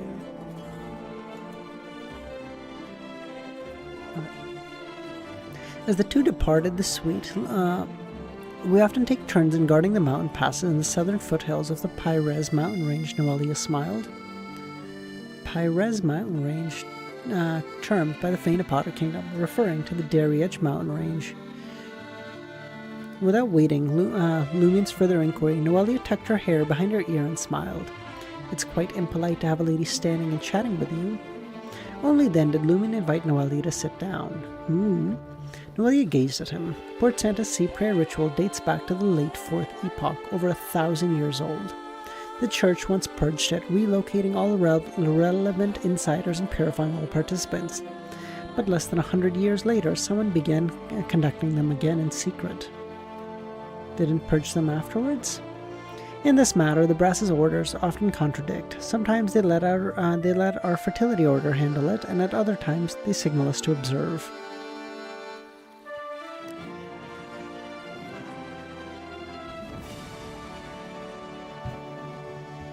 Lumen, drawing from his knowledge from Madame Magician, the Research Society, and other sources, understood that the Earth Mother Church operated on two major systems: favored and blessed. Favored referred to beyonders of the Earth and Moon pathway among clergymen.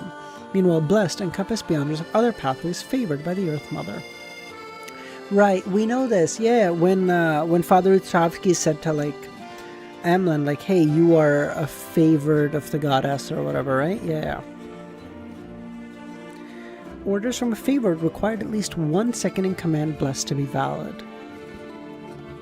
Without this, they risk being considered products and influence of evil gods.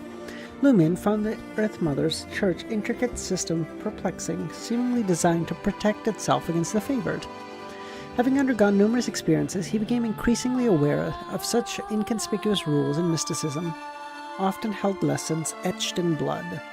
"Are you a favored or a blessed?" "I am a blessed," Noelia replied.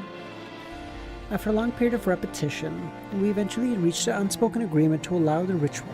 At the very least, it brought prosperity to Port Santa without causing social chaos. That decision was made ages ago, and while ancient dossiers provide a rough understanding, the exact reason convincing the matriarchs, presidents, and archbishops remain elusive. Essentially, the ritual has evolved into a tradition folklore. Life's precious embrace, the harvest grace. "Why did you change the prayer gesture?" Lumen asked. This was a gesture used in the past, but as the Earth Mother regained some lost authority, we adopted a new one. She rose to her feet, her legs slightly apart, and raised her hands high. The feet connect to the earth, and the palms stretching to the sky. In the middle represents the light of life, the domain of the Mother of all things. One can regain lost authority? While we haven't deciphered the core process of the sea prayer ritual, years of surveillance have yielded some insight. The governor of the sea, who successfully gains the sea's favor, wields the power of control to stretch this stretch of the sea, preventing shipwrecks. But this comes at the cost of their lives and something more.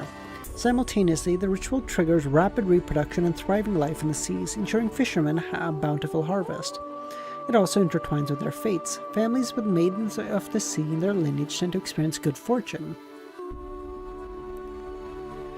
Noelia peered into Lumin's face. The committee members of the guild, some villagers from Milo village, and participants in the core process have all acquired mystical powers. We once confronted the little devils you encountered. While pursuing them, we discovered them transformed into lizard-like monsters. Later, we found a commonality amongst those who can transform into those lizards. What is that? Their mothers were once maidens of the sea. Child of the sea? Which of Rubio's siblings did I kill? Not only did he transform into a lizard, but he also went mad and injured his mother? If this information is known to the families, why would the Paco family conceal it from Juan Oro? Noelia didn't seek his thought and teased. After confirming the link between the lizard-like monster and the sea prayer ritual, we alerted the Fisheries Guild members. Since then, no such criminals have surfaced. They show discipline and restraint, which is why at times I understand why the brass permit the ritual. The participants are more obedient and easily controlled compared to adventurers like you. I advised you to stay away from the Fisheries Guild, yet the next day you stormed into the governor's residence, pointing a gun at Juan Oro's head. I'm not sure why you investigated the ritual, and I don't want to. What I can say is, if your actions endanger Port Santa, we will expel you. With that condition, we can offer you some help. It would be my honor. Noelia left the Church Mother's objectives in this matter unspoken, and Lumin chose not to delve into it. The nun arose, making her way to the door. With her left hand on the handle, she turned around. Do you want to have a child here? Madame, aren't you changing the subject too quickly? According to our assessment, the sea prayer ritual is at least as dangerous as a saint or grade 1 artifact. I don't know what you're up to, but once you're involved, you can't just escape because you want to. Before that, have you considered leaving a descendant for yourself? I can help. Descendants are the contribution of our lives. Flowers wither and fall to the ground, only to bloom into more beautiful scenery the next year. Have you truly not considered it? Not for now, Lumin replied. Whenever you do think of it, come to me, Noelia expressed regret. With that, she opened the door and walked out. Damn. Chris, you're saying that's not a good place to end it, bro? Oh my god. Ugh. You guys just don't get it. He's Sigma. Okay,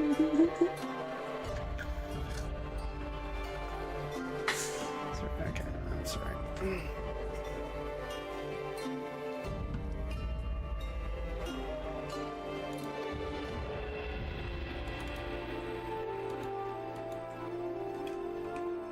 No, you asked. You asked.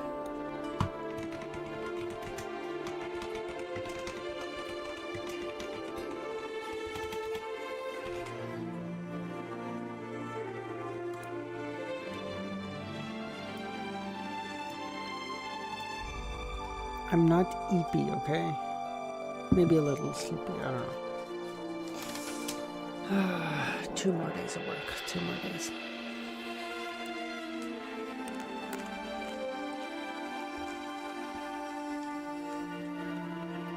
Nevertheless, Noelia's kindness served as a reminder that delving into the ritual wasn't straightforward, and there were significant associated risks. Despite this, Lumin believed that many dangers could be sidestepped. His primary objective was to unveil the truth behind the ritual and eradicate the influence of the folklore, preventing its inhabitants from transforming into monsters. His goal lay in unraveling the details of the prank to track down Ultraman and Bard and execute them. Concealing his motives was a fundamental principle of a conspirer. After shutting the door, Lumin grabbed a golden straw hat and settled into his recliner. Who would be the next to provide info, he thought. Rubio, who clearly dislikes the Maiden of the Seas and detests such matters, or the families who have lost their positions as committee members. Oh yeah, I guess. Okay, let me change the title.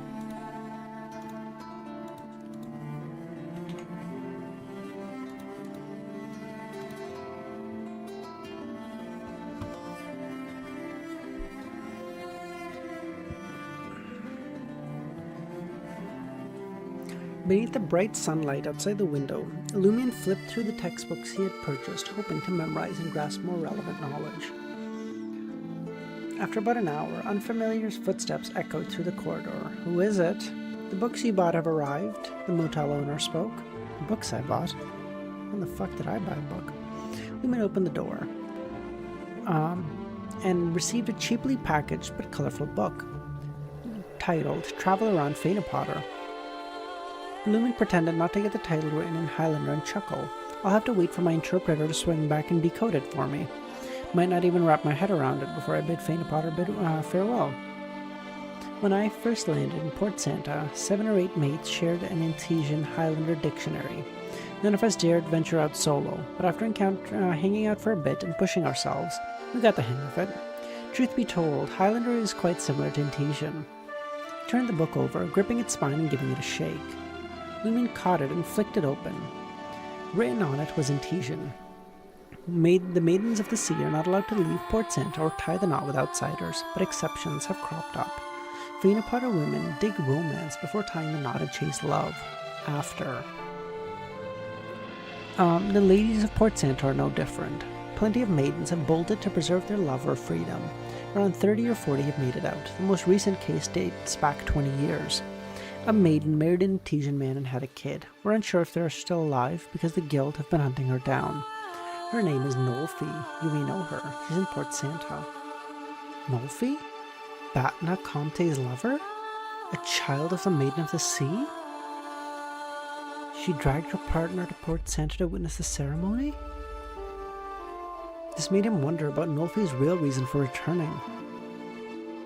Once you're out of these waters in Port Santa, Lumion read, the mystical powers from the sea prayer ritual weaken. Against folk from other regions, the Fisheries Guild mostly wrangled themselves as adventurers, bounty hunters, and professional assassins.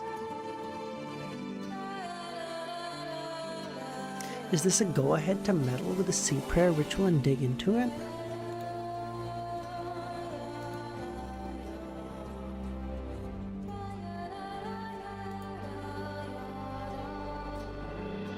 Crimson flames roared to life, consuming the paper. Lumion reclined, sipping on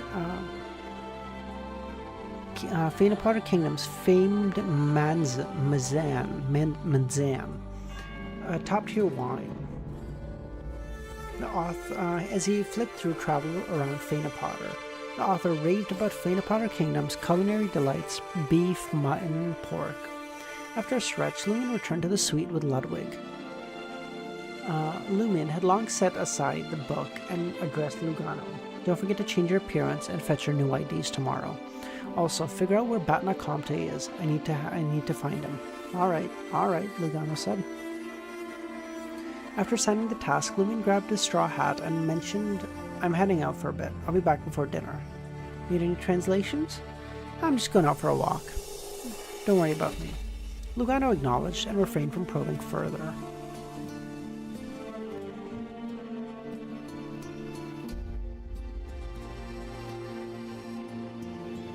He trusted that his employer's adept body language skills would make up for simple communication. Motel, 5th floor. As Ludwig polished off the grape juice, he leapt from the chair and headed to the washroom. Lugano slouched. After tending to the child, fatigue had set in. Lugano yearned for a break. His plan was to gather intel on Batna Comte and rendezvous with the Fainapotter ladies late at night. Ludwig entered the washroom, lifted the toilet lid, and half closed his eyes. Since Connie has to leave in 10? Yeah, we can leave it there, Chris. It's all good. As he relieved himself with determination, a silhouette emerged from the shadows. The black shadow took the form of an insect about the thickness of a finger, with long bristles on its surface. Its bristles fluttered, extending like tentacles. As it twisted, the black shadow crept up on Ludwig. It stood and plunged into Ludwig's spine, and at that moment caught sight of the boy's eyes. It froze, holding its shape like a snake. Ludwig ceased urinating and turned around, extended his palm and seized the shadow. The shadow didn't even put up a fight. In the next instant, the boy shoved the shadow into his mouth. Ludwig just ate a shadow. He said, can't take over my body if you're in my belly. What the fuck am I reading, bro? Amidst the chewing sound, the lower half of the shadow's body twisted. In the blink of an eye, Ludwig consumed the shadow as if it were a bowl of Fena Potter noodles. Nom nom nom. Licking his lips as though he wanted another. Bro, don't say he's a growing boy. Bro, thank God he didn't wake up to that fucking baby devil. He was gonna be gnawing on a baby. Wait.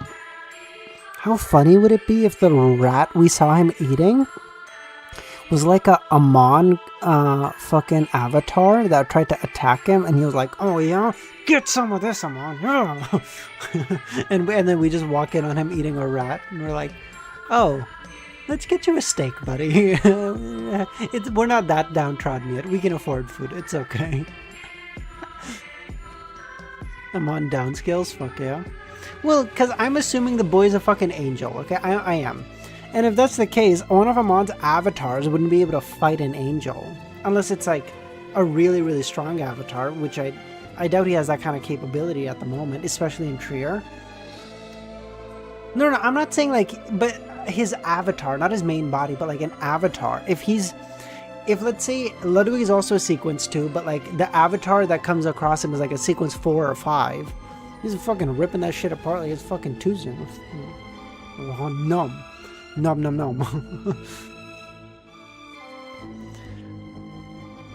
Along the way, Lumen stumbled upon 2 street brawls, snagged a skewer of roasted octopus for a quick bite, yet no one approached him, attempted to stuff him with something, or whispered something.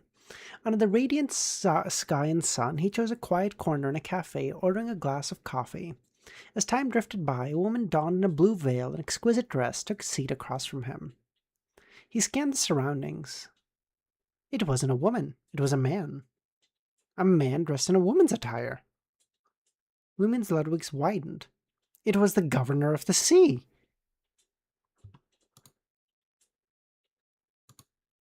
Hey. Shut up. It's supposed to auto-loop. Kill yourself, Connie, in a video game. He sought me out? The one coming to me is him? Noticing the adventurer had identified him, the governor lowered the blue veil.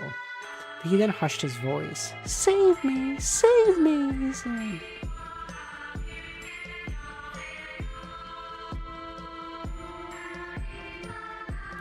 Oh, Kami, fuck you, bro. You're making me end it there. You couldn't just fucking tell me last chapter so I don't have to fucking read this? Oh, you bitch. Alright, fine. I'll change the chapter title again. Motherfucker. God damn it. Alright, we'll end it there, guys. Blame Kami, okay? It's all his fault. Nah, actually, nah, I'm just saying. Nah, it's all good. I told her to... Oh, did you? Oh, did you? Oh, okay.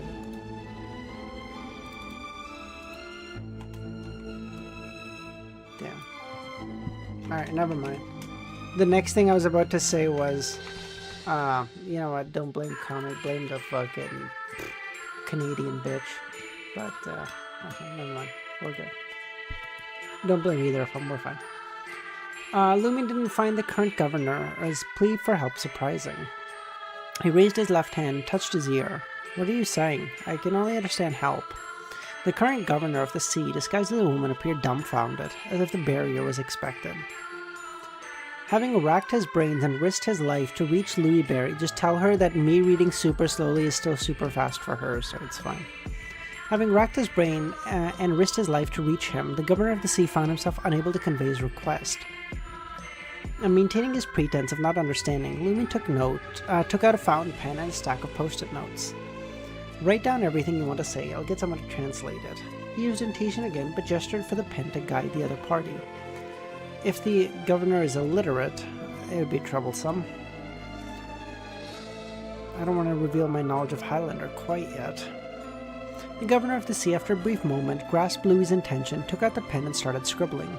Lumion observed with a composed expression. Despite being on the opposite side, with his vision and imagination, he discerned the contents. Save me, rescue me, I am not the true governor of the sea. Not the true governor. He desired to see what other additional information the governor would reveal before considering his next questions. The true governor of the sea died last year. Dead? I can finally see the tail of the key members. One consequence of their pranks last year was the predetermined governor of the sea's failure to successfully perform the ritual. He suffered a backlash and lost his life.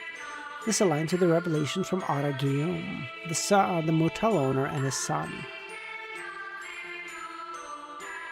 The imposter governor of the sea wrote swiftly.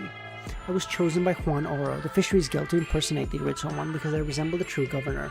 This was to prevent the others from knowing about the grave mistake and a slip-up that caused the ritual to fail. Such a failure has not occurred in centuries. Now that I know this secret, they won't let me live. Now, after the governor of the sea handover ritual is done, I will be killed.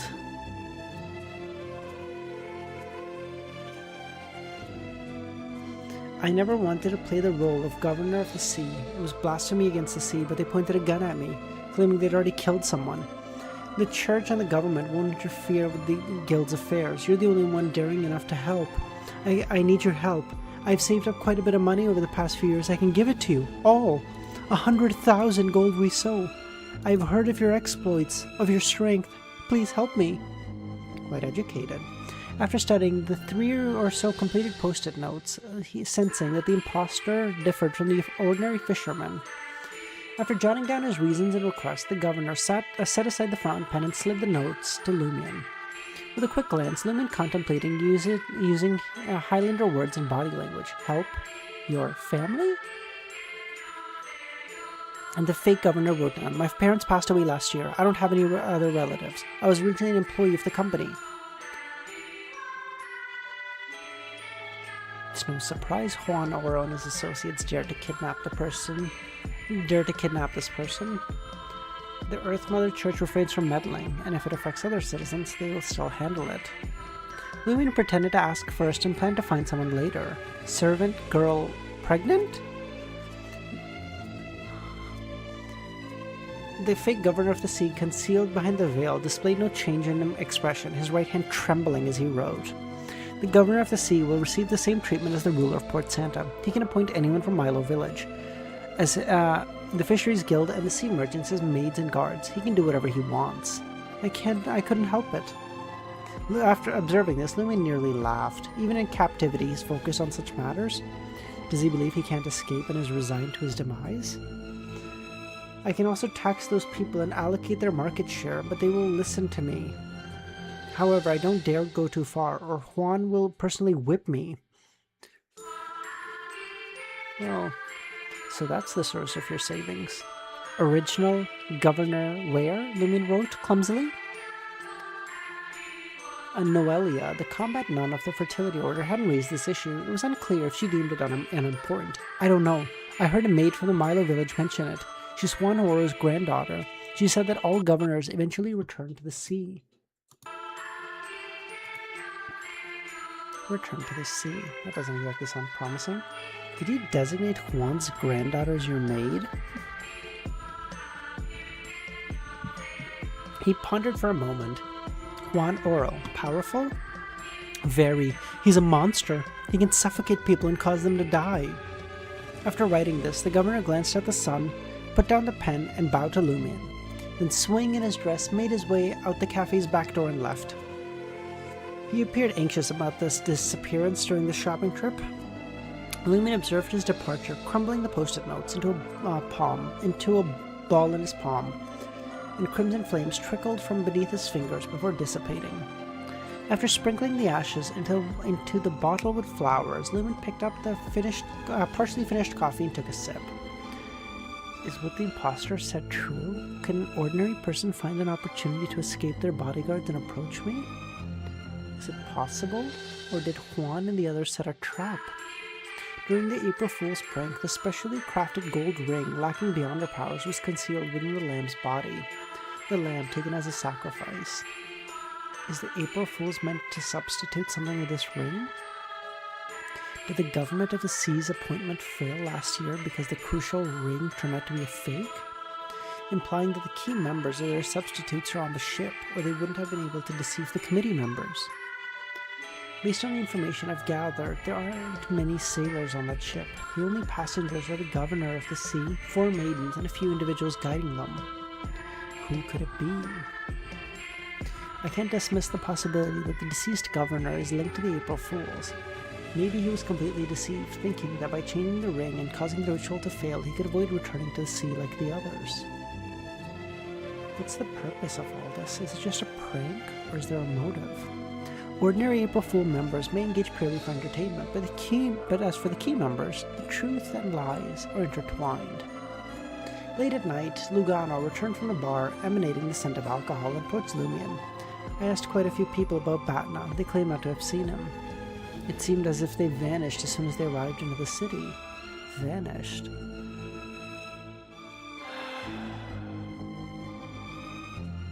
As Lumin's thoughts raised, he suddenly realized that the kind of assistance he should seek from the Knight of Swords. Oh my god, are we finally going to get to meet him?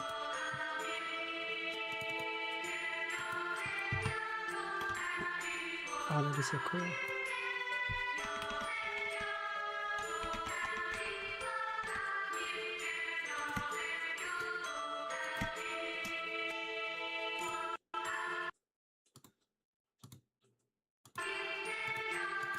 Lumin remained composed, not rushing to summon the messenger of the Minor Arcana Knight of Swords.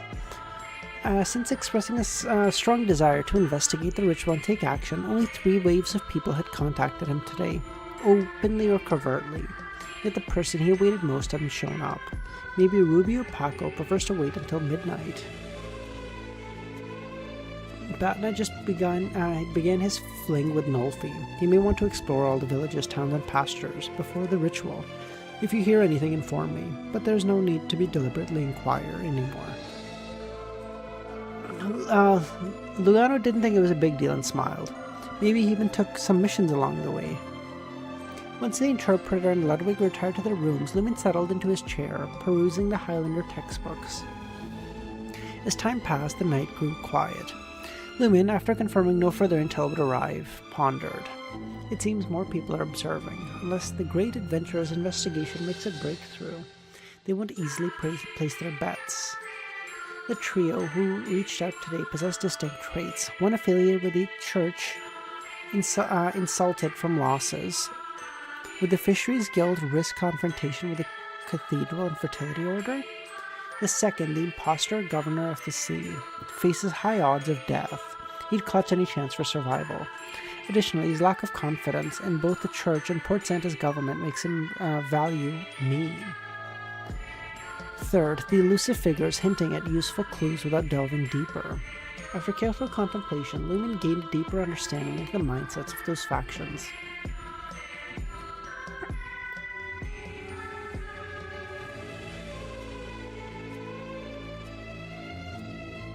Conspiracies often manipulated human emotions, exploiting the circumstances at hand. Lumin found himself increasingly fascinated by these 2 aspects.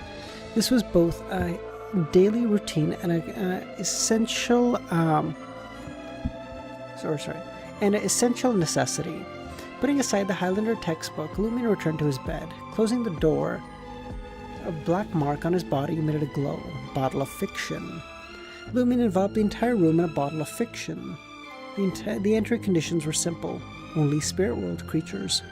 Ripple-like lights briefly adorned the walls, floor, and ceiling before leaving. Only then did Lumin compose the letter and arrange the ritual. By the way, Kami, still this music? I'm not saying, I'm just asking. Only then did Lumin compose the letter and arrange the ritual, sanctified the dagger, erected a wall of spirituality, and said, I summon in my name a peculiar creature wandering above the world, a half-fairy who fiddles with melodic strings, a messenger belonging solely to the Knight of Swords. The orange candle flame transformed into a deep blue hue expanding to the half size of a human. Resembling a human female in form, it shared traits with a creature Lumion had encountered in Cordu.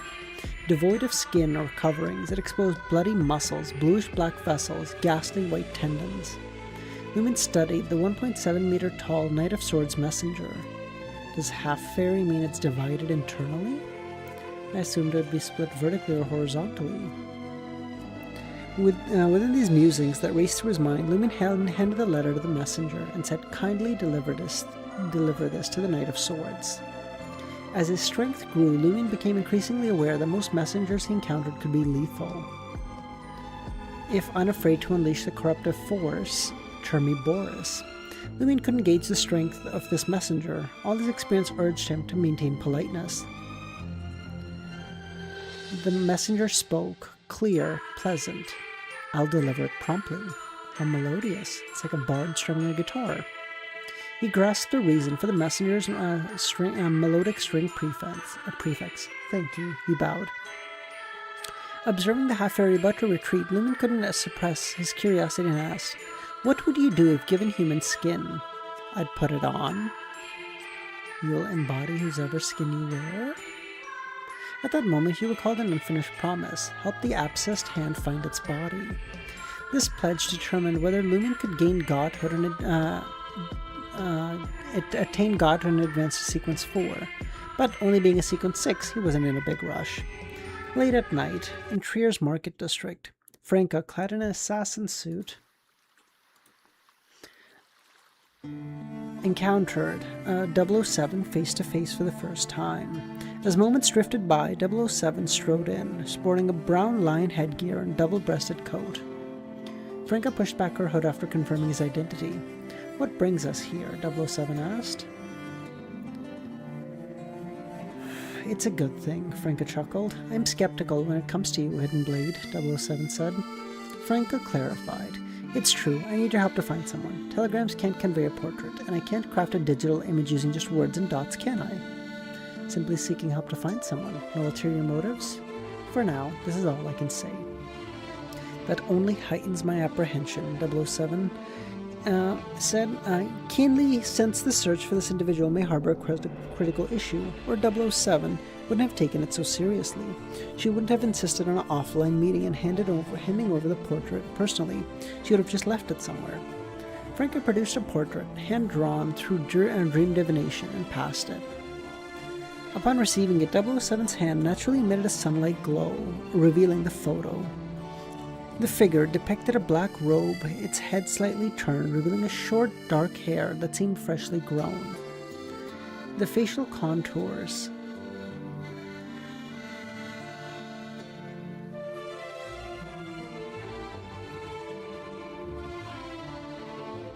initially, 007 perceived nothing remarkable, but trusting Hidden Blade's knack for stirring trouble, he scrutinized it. "This doesn't seem like someone from any country I know. Do you think he resembles us before we transmigrated?" "Hidden Blade, do you know what you're saying?" "I suspect he came from our country. Muggle and I and others found signs of interaction between both worlds." "When?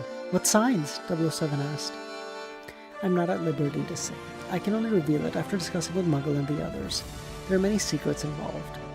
First, discreetly search for the person. I encountered him on the 4th level of the catacombs." "Couldn't you discuss it before giving it to me?" "It's not time to meet Muggle and the others yet. I need to find him urgently. I'm afraid he might have left Trier." Calm down, calm down.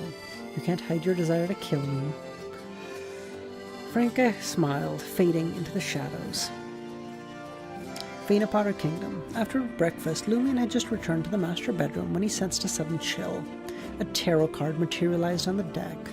A card depicting a knight running with sword in hand. The Minor Arcana card, Knight of Swords. By the way, do you guys want me to finish like 54, or do you want me to finish 55? Like, do you want me to end at 55 or end at 56 theoretically?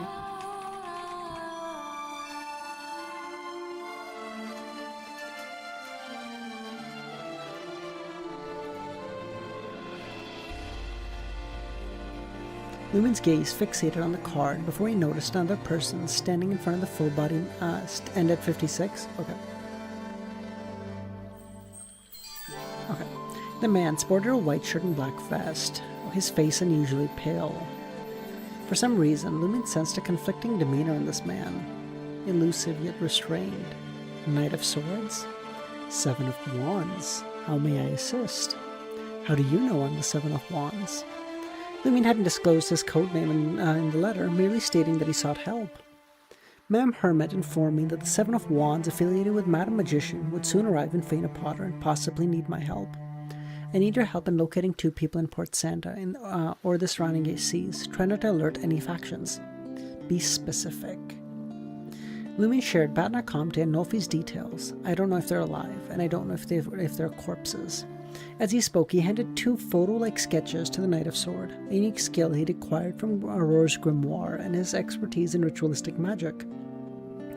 The ritualistic magic involved in creating such images demanded a suitable and secure target for prayer, a practice more common amongst official Beyonders with Orthodox gods. Wild Beyonders rarely resorted to such things as praying to dangerous entities for such trivial matters was not smart. Being part of the Tarot Club, Lumen straddled both worlds.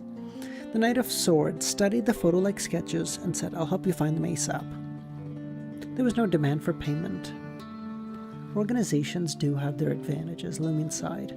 Internal assistance often translated into favors, subtly binding individuals into reciprocal obligations. But Lumen didn't entertain such thought. Securing the Knight of Swords' presence and help was plenty. He pondered for a moment and said, What mission do you have in Faina Potter? Anything I can help with? The matter in Faina Potter is just wrapping up, but I'll be heading to the southern continent soon. I may need your help there. Sure thing. Is Ma'am Hermit overseeing things in the southern continent? Lumen asked. It's a personal matter, unrelated to Ma'am Hermit. Knight of Swords spoke. Got it. Many of Lumen's past tasks weren't orchestrated by Madame Magician, and even his mission in Port Santa to track down the April Fool's members was considered personal business. After a 2-second pause, Knight of Swords spoke. Moreover, I'm only temporarily under Ma'am Hermit. What does he mean temporarily? Can you switch Arcana holders? Without explanation, Knight of Swords' form suddenly turned ethereal and disappeared. Lumen, without activating his spirit vision, couldn't catch the departing figure in time. It doesn't feel like teleportation or blending into shadows. Exiting the master bedroom, Lumen tossed the Alai earring to Lugano. Go to Valeria and get the new IDs. Remember the face he used last time. I remember it clearly, Lugano said. As Lugano was about to proceed, Lumen stopped him. Find a secluded spot after leaving the room to use it. When you return, shift back to your normal appearance before entering the motel. Doesn't this mean I'll have this item to myself for a while? Aren't you worried I'll sell it? It's not just unique, it's valuable, Lugano thought. Observing Lugano's departure, Lumen picked up a straw hat and addressed Ludwig. There's plenty of food in the bedroom. Stay put till I get back. Sure thing, Ludwig agreed. Would someone exploit the absence of his guardian to attack the boy? Lumen, passing by the sofa, placed the straw hat on Ludwig's head. Aww. It's like when, Did Luffy give the straw hat to Kobe briefly? Am I making this up? I know he gave it to Nami for a bit when they were doing in Logtown? No, not Logtown. What the fuck?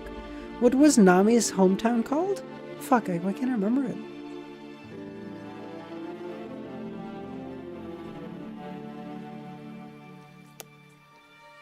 It's the... Fuck, it's at the tip of my tongue. What? Nami hometown. Oh, Kokoyasi village. There it is.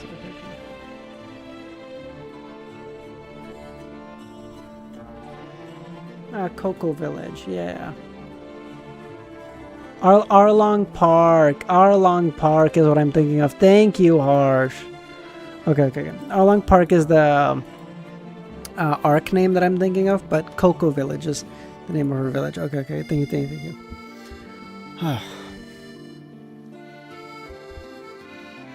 He wasn't concerned about Ludwig being alone. In fact, those who may come into contact with the boy face more dangers. Lumen adjusted his hat and activated the shadow transformation. In the dark veiled void, Lumion inhaled the scent of the grey amber perfume he had left on the light earring, using it to track Lugano. His intent wasn't to merely determine whether the interpreter was problematic, but to anticipate an attack. With the adventurer Louis Berry probing the sea prayer ritual and presenting himself as resolute and radical, it was likely the Fisheries Guild in the village may react swiftly. In this scenario, Lumion, Lugano, and Ludwig were at risk.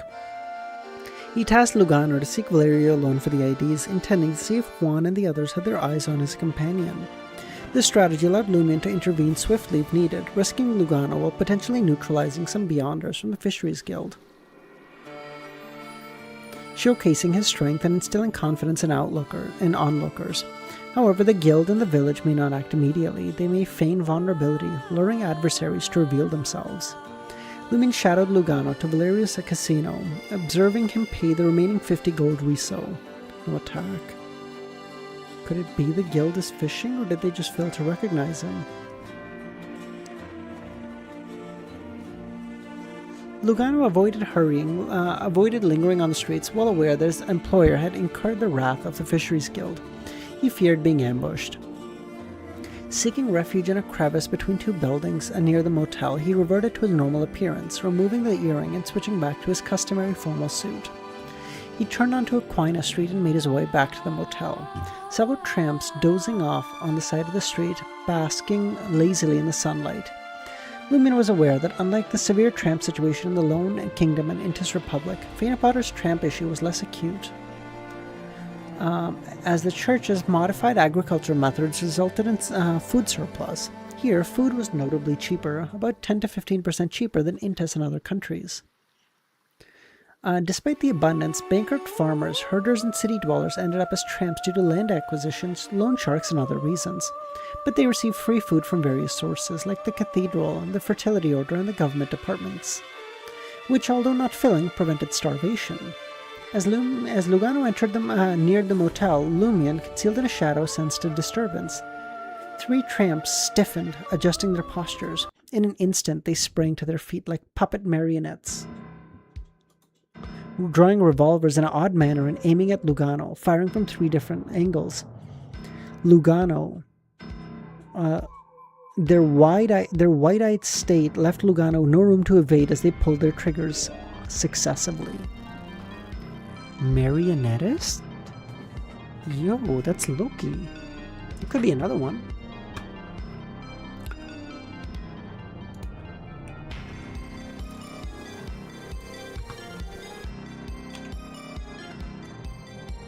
Por favor.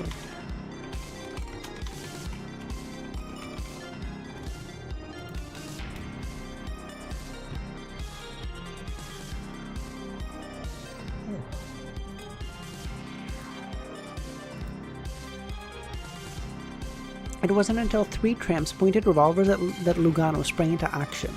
As a seasoned bounty hunter, he had no time to discern where the assailants planned to shoot.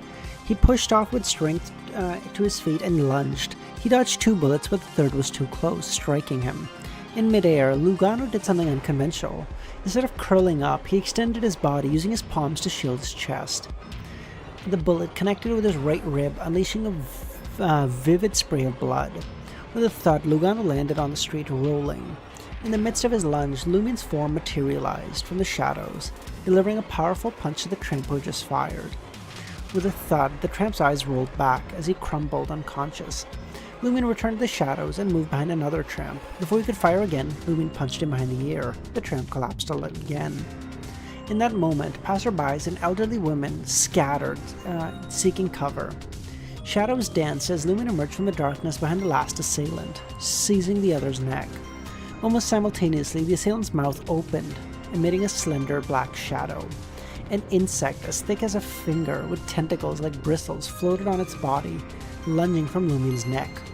Harumph! 2 beams of light shot out from Lumion's nostrils, and the insect lost its strength, as anticipated. Bro, they tried to take over Ludwig? How stupid.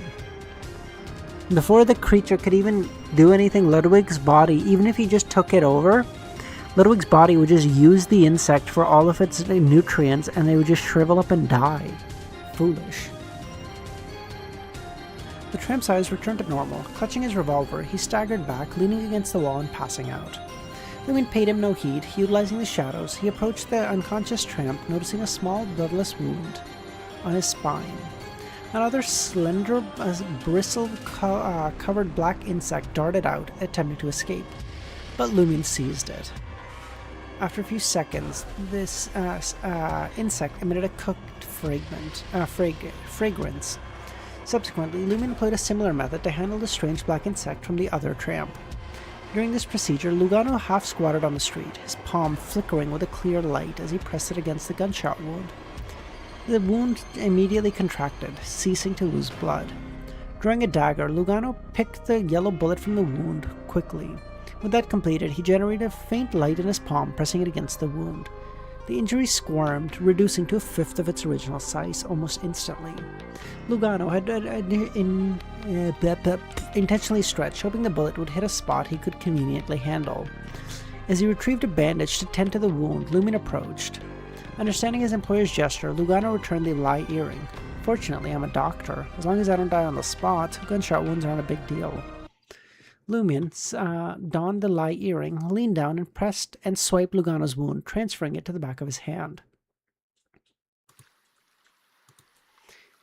Due to the disparity in location and Lugano's treatment, the wound regressed into a small scrape.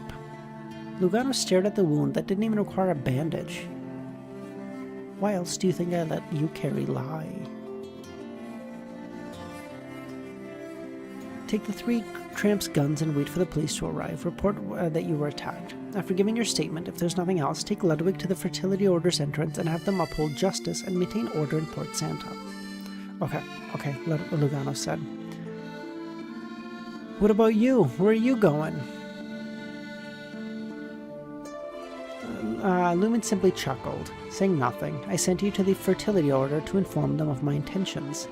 Lumen proceeded to the motel, leaving flames in his wake that incinerated the blood dripped by Lugano. As he advanced, Lumen spoke. Termi Boris, do you recognize these insects? Termi Boris remained silent. His heart stirred as he revealed 3 black insects. Do you know what these are? Ludwig nodded. Batting's black insects, a creature from planet Heaven 3. Rich in various proteins and possessing high energy levels, they invade human bodies via the cervical spine, controlling their central nervous system to manipulate them to their advantage. These insects ceased evolving generations ago. While controlling the nervous system, the host's movements stiffen and their eyes roll back. They seldom directly kill the host, but their larvae, once laid, absorb the host's energy, indirectly leading to their demise. In ancient times, many of the ancient ancestors received boons. Though their descendants no longer possess these, their body structures adapted to the boon's power, eventually evolving into these special species with minor Beyonder powers. Considered a special spirit creature or degenerated Beyonder creature. That's all I have to say. Can I eat them now? You know? Planet Heaven 3. The alien planets Aurora mentioned? Lumen wasn't surprised that Ludwig had a desire to consume these insects. This guy could even gnaw on live rats. Okay, I don't know if I mentioned this to you guys, but I had a thought. I don't know how this would even work. I don't know. But I had a thought. This doesn't make any sense. So I don't think I mentioned it because I didn't think it made any fucking sense. But since we're here. Do you guys remember how at some point Lumion mentioned that hey, there might be someone from the inevitability pathway keeping an eye on Termi Boris and either influencing him to either help him get out or make him stay stuck so that they can get more powers? I thought maybe Ludwig is that someone. I don't know how that would work, though, is my problem. Because it seems like Ludwig has some kind of connection to the Church of God of Knowledge, right? So it seems really unlikely he has anything to do with inevitability. That'd be silly. So I didn't mention it. But that was a thought I had. Because that's been mentioned, and I know it's going to come back at some point. I just don't know who that is.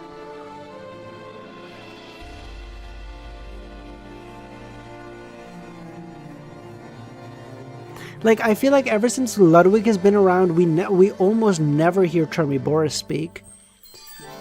Like, as long as... I don't know if Ludwig and Termi Boris... Like, no one has ever seen Ludwig and Termi Boris in the same room. That's all I'll say, okay? I don't know. Again, I don't think it makes any sense either. That's why I didn't say it. I've been thinking it for the longest time, but it's like... Luga... But, like, I know that's going to come back at some point, but I don't know who else it could be at this point. Other than Ludwig, who else would it be?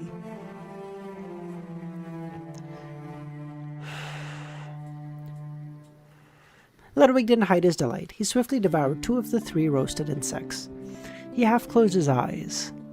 Lumen furrowed his brows, having used his mystery-prying glasses to discover that there appeared to be something beneath Ludwig's skin, coupled with Ludwig's daily behavior, in the Church of God of Knowledge's wisdom, or stance. Lumen speculated the boy was a monster in human guise, sealed by the Church to carry out tasks. Regarding the reader pathway controlled by the Church, it held various applications at the body of heart and mind level. It was reasonable to assume why Ludwig's mind had suffered damage after being sealed, rendering him seemingly foolish. After 20 or 30 seconds, Ludwig opened his eyes and rushed back to the dining table, grabbing a small knife and carefully placing the remaining Batting's black insect on the tablecloth and cutting it open. Ludwig poured a glass of Manzan and arranged the fascia and the shell of the insect on the table, adding juices squeezed from the insect's body. Lumen observed as the liquor swiftly transformed to a dark, red, almost black hue. Once the bubbles subsided, Ludwig lifted the cocktail. "Can I drink a little?" "Drink up." Ludwig finished a small amount of dark red, nearly black liquor and expressed satisfaction. After concocting the Batting's black insect's bodily fluids, it can enhance the physique of those who drink it for the first time to an extent. It grants everyone the ability to paralyze primate creatures within 2 hours. Yes, it will only be effective through contact. This is turning the insect into something akin to charm, and it provides permanent powers? Lumen thought Ludwig had undergone a change. He had never demonstrated the ability to prepare such food. Lumen didn't delve deeper and said, "Take Lugano to the Fertility Order entrance and ensure he informs Noelia of the attack." "All right." Meanwhile, at the Port District, while Ludwig and Lugano arrived at the Fertility Order, wearing his straw hat, Lumen strolled to the square dominated by the ocean wave statues, his attention focused on the grayish-black house adorned with the Port Santa Fisheries Guild sign. 4 or 5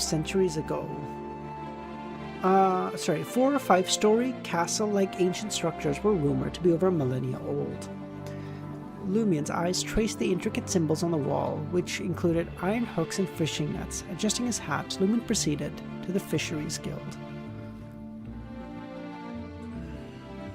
Alright, yay, 12 chapters. What? Only took 2 hours? Hey, for 12 chapters? 10 minutes a chapter? Can't really ask for much more. There I say it, pretty good timing. Alright guys, that's it. We'll call it there. Y'all have a good rest of your day or nights. I'll catch y'all maybe tomorrow, maybe Friday. We'll see. Alright, bye. Ludwig may be a hungry boy, but I'm a sleepy boy, so bye.